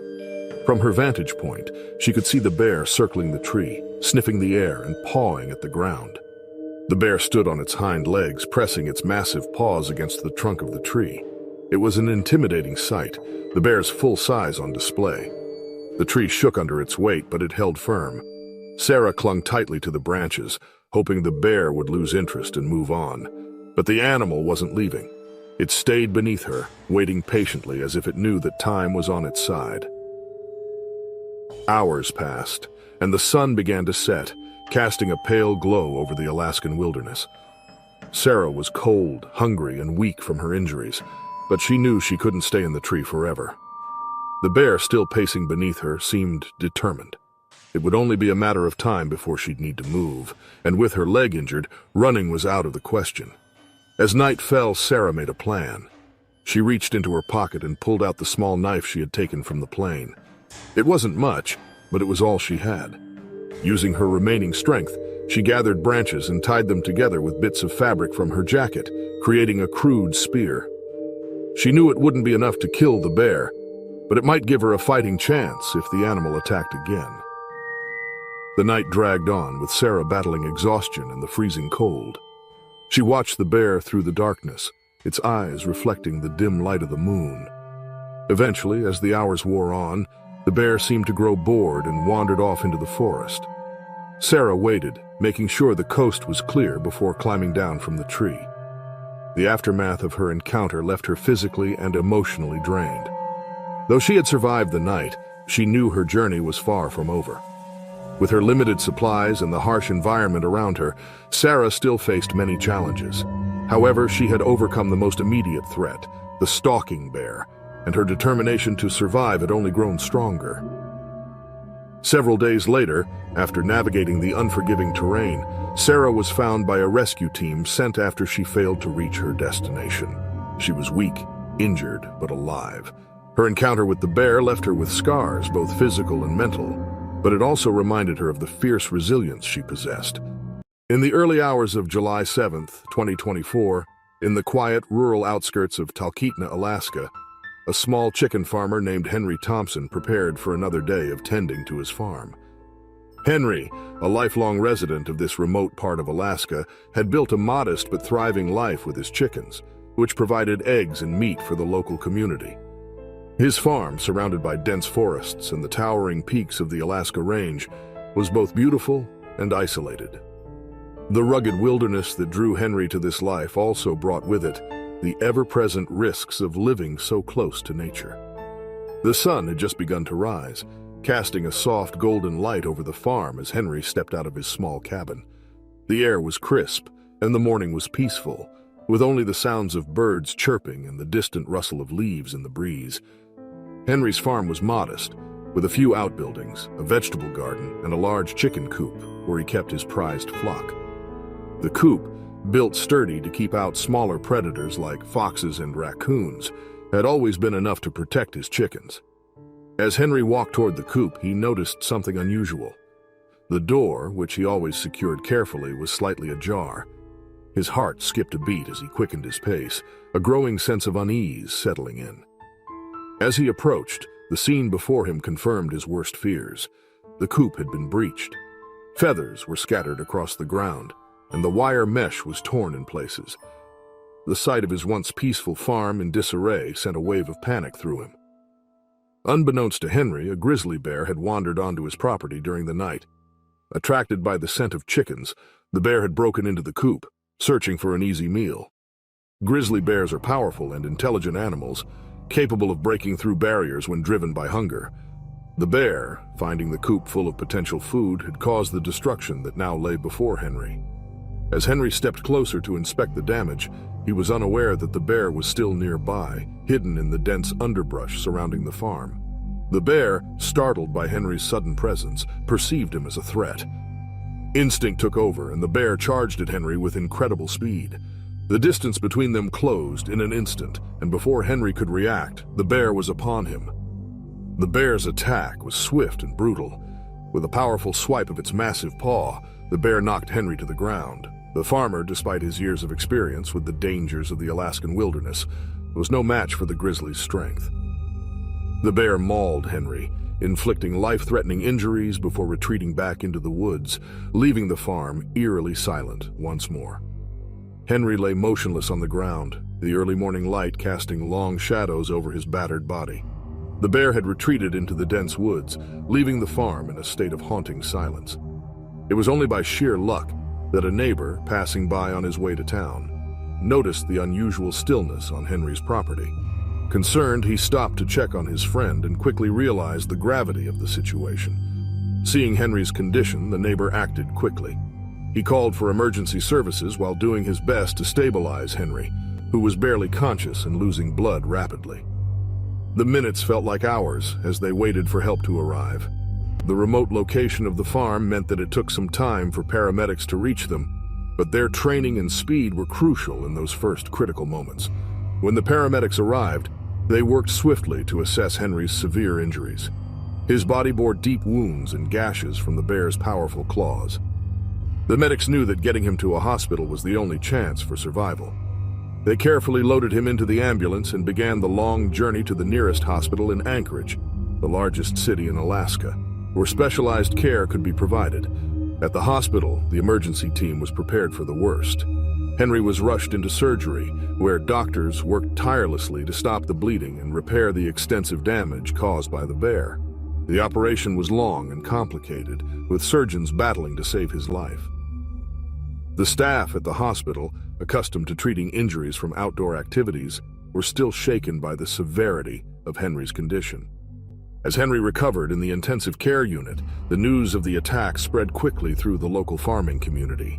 The reality of living alongside wildlife in such a remote area had always been understood, but this attack brought those dangers into sharp focus.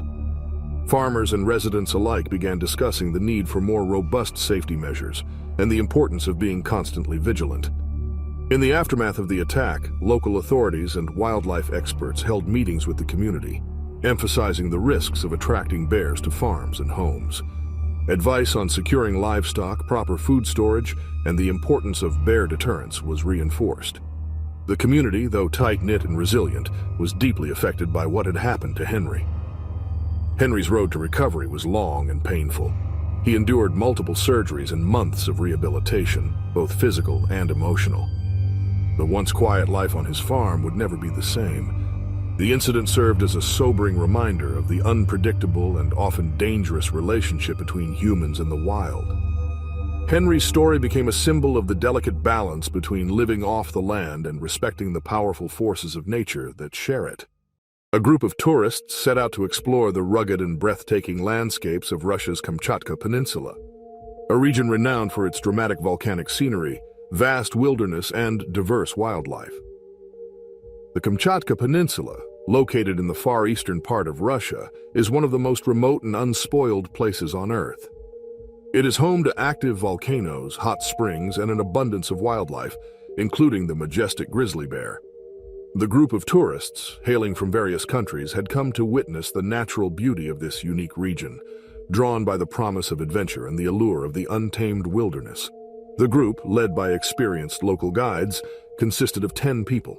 Among them were John, a wildlife photographer from Canada. Maria and her husband Carlos, avid hikers from Spain, Sophie, a nature enthusiast from France, and several others who shared a passion for exploring the world's most remote and wild places. The tourists were eager to capture the stunning landscapes and diverse wildlife that Kamchatka had to offer. They were particularly excited about the opportunity to see grizzly bears in their natural habitat, aware that the peninsula is known for its dense bear population. On the morning of July 12th, the group set out early, trekking through the dense forests and volcanic terrain that characterize the peninsula. The weather was cool, with a light mist hanging in the air, adding an ethereal quality to the landscape. The guides led the way, taking the tourists along a well-known trail that followed a river teeming with salmon. This river was a favorite feeding ground for grizzly bears, who were often seen fishing for salmon during the summer months. As the group approached the river, the tourists began to take out their cameras, eager to capture the beauty of the surroundings. The sound of the rushing water and the distant call of birds filled the air, creating a peaceful atmosphere. The guides reminded the group to stay close and be vigilant, knowing that the area was a prime spot for bear activity. Despite the warnings, the excitement of the moment and the stunning scenery made it easy for the tourists to become absorbed in their photography. Unbeknownst to them, a grizzly bear was nearby, likely drawn to the river by the abundance of salmon. The bear, sensing the presence of the tourists, became agitated. Grizzlies are known to be highly territorial, especially when they feel their food source is threatened. The bear, hidden by the dense foliage, watched the group from a distance, its instincts telling it to defend its territory. Suddenly, the peaceful scene was shattered. Without warning, the grizzly bear charged at the group, its powerful body moving with alarming speed. The tourists, caught off guard, were thrown into a panic. The guides, well trained for such situations, quickly sprang into action, shouting for the group to retreat. The tourists scrambled to flee, their cameras and gear forgotten in the rush to escape. However, in the chaos, one man, John, was unable to get away in time. The bear, driven by its territorial instincts, caught up with him, knocking him to the ground with a forceful swipe of its massive paw. The other tourists could only watch in horror as the bear mauled him, its powerful jaws and claws inflicting serious injuries. The guides, witnessing the terrifying scene, knew they had to act quickly. They reached for their bear spray, a powerful deterrent that they always carried in these remote and dangerous regions. With steady hands, they sprayed the bear, aiming for its face. The bear, startled and blinded by the sudden burst of the potent mist, roared in frustration and backed away from John. The bear hesitated for a moment before retreating into the dense undergrowth, disappearing as quickly as it had appeared. The group rushed to John's side, his injuries severe and his condition critical.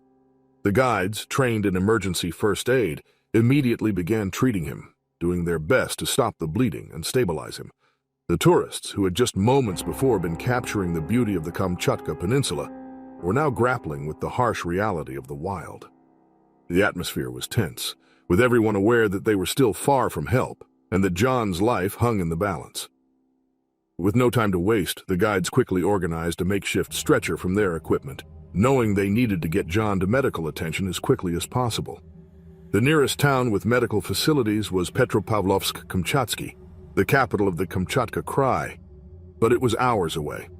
They began the arduous journey back, moving as fast as they could through the challenging terrain, all while keeping a vigilant eye on the surroundings in case the bear returned.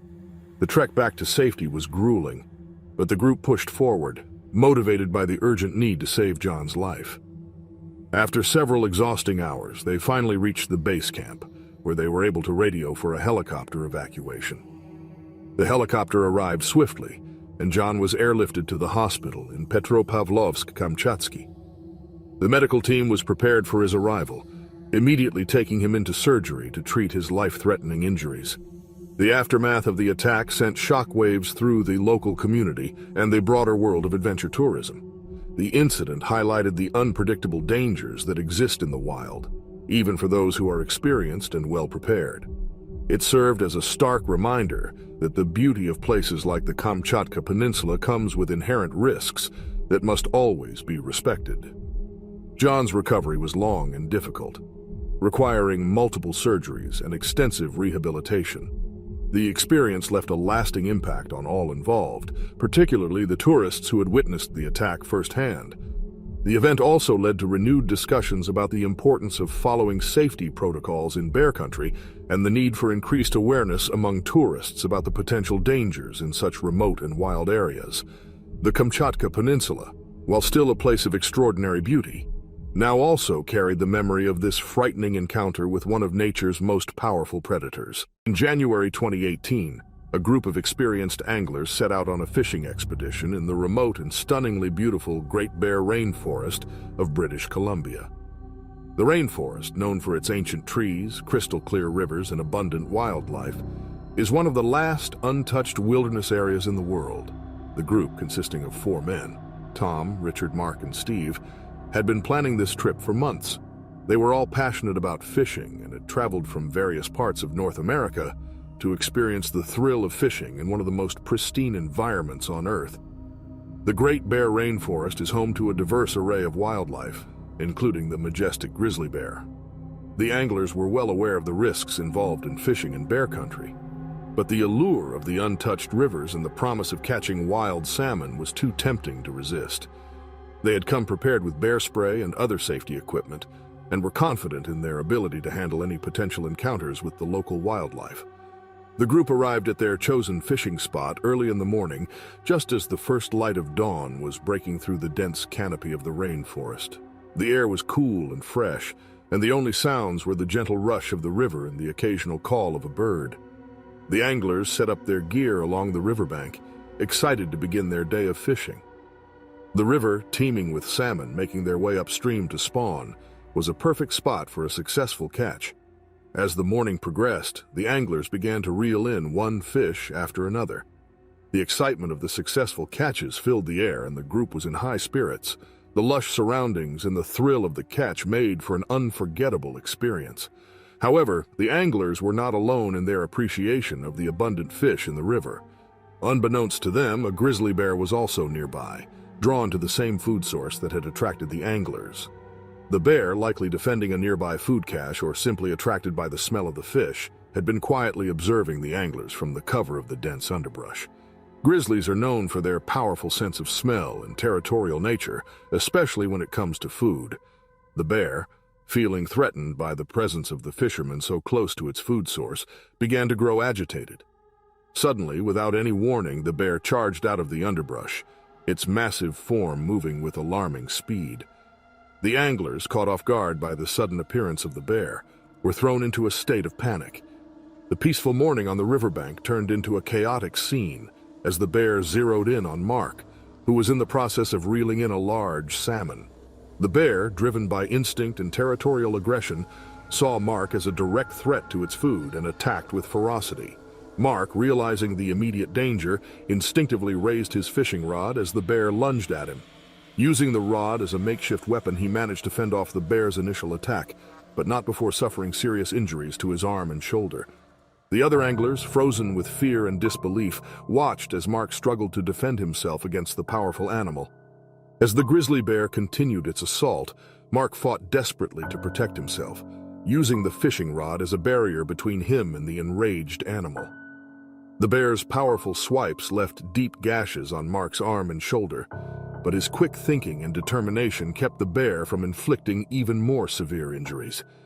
The other anglers, snapping out of their shock, began to take action. Richard, who had been closest to the gear, grabbed the bear spray and aimed it at the bear. The pungent mist hit the bear squarely in the face, causing it to recoil in pain and confusion. The bear, now disoriented by the spray, hesitated for a moment before retreating into the thick underbrush from where it had emerged. The immediate danger had passed, but the reality of the situation quickly set in. Mark was severely injured, his arm bleeding heavily, and he was in urgent need of medical attention. The other anglers rushed to his side, using what supplies they had to bandage his wounds and stop the bleeding as best they could. The remote location of the Great Bear Rainforest made it difficult to call for immediate help. Still, the group managed to contact emergency services using a satellite phone they had brought for such situations. The nearest medical facility was hours away, and they knew that getting Mark there quickly was crucial. The group carefully helped Mark to his feet and began the long, arduous trek back to their vehicle, which was parked several miles away. The journey through the dense forest was slow and painful, with every step causing Mark immense discomfort. The other anglers took turns supporting him, their minds focused solely on getting him to safety. The tranquility of the morning had been shattered, replaced by a tense urgency as they moved through the wilderness, constantly aware of the potential for further danger. After what felt like an eternity, they finally reached their vehicle and drove as quickly as possible to the nearest town, Bella Coola, where Mark was airlifted to a hospital. The medical team in Bella Coola was prepared for his arrival, immediately taking him into surgery to treat his injuries. The doctors worked quickly to repair the damage caused by the bear's attack, stabilizing Mark and ensuring he would recover. The encounter left a lasting impact on the group of anglers and the broader fishing community in British Columbia. The incident served as a stark reminder of the inherent risks of fishing in grizzly territory, even for those who are experienced and well-prepared. Discussions about the importance of constant vigilance and the need for enhanced safety measures in bear country became more prevalent as the group reflected on the fine line between adventure and danger in the wild. The Great Bear Rainforest, while still a place of incredible beauty and opportunity, now also held the memory of a harrowing experience that none of the anglers would ever forget. The Thompson family, consisting of David, Angela, and their teenage daughter Amy, had always loved their yearly summer vacation to Glacier National Park in Montana. This year, on June 12, 2024, marked their 5th visit to this remote paradise. They all deeply appreciated the peace and quiet that nature offers. Angela, a nurse, valued the respite from her taxing profession, while David, a high school history teacher, found serenity in the mountains. Even with her teenage angst, Amy enjoyed the freedom and adventure these trips provided. Glacier National Park was a refuge for people looking to get away from the stress of everyday life, with its untamed woods, rocky mountains, and valleys sculpted by glaciers. The Thompsons' cabin was situated miles away from the closest town, deep in this remote wilderness. With its wraparound porch and rustic wooden construction, the cabin was perfect for those who wanted to relish the breathtaking views of the surroundings. It was the kind of place that always offered warmth. Simply put, the cabin was inviting with its large stone fireplace, comfortable furniture, and walls, which were decorated with pictures and maps from their past travels. The family usually spent their summer vacation hiking, fishing, reading on the porch, or simply relaxing. David, being a history teacher, loved to tell Angela and Amy stories about the park's past and the Native American tribes that used to live there. Amy saw the family's annual summer vacation as an opportunity to practice her drawing skills. She would often spend long hours sketching the breathtaking views. At the same time, her mother, Angela, took pictures of the various flowers and animals they encountered. The vacation was a success, or so they believed, but it all changed on the 3rd evening of their vacation. That evening, the Thompsons decided dinner on the porch would be nice. They wanted to enjoy the cool breeze and the sounds of the forest as darkness embraced the park. The sun was still out but setting, casting a golden hue over the landscape. David had had a lot of luck fishing that afternoon. As such, they had plenty of fish for dinner. David and Angela grilled the fish together while Amy prepared the vegetables. They were all in a good mood, laughing and joking around. They were also dreading the end of their vacation, but their spirits were high for the most part.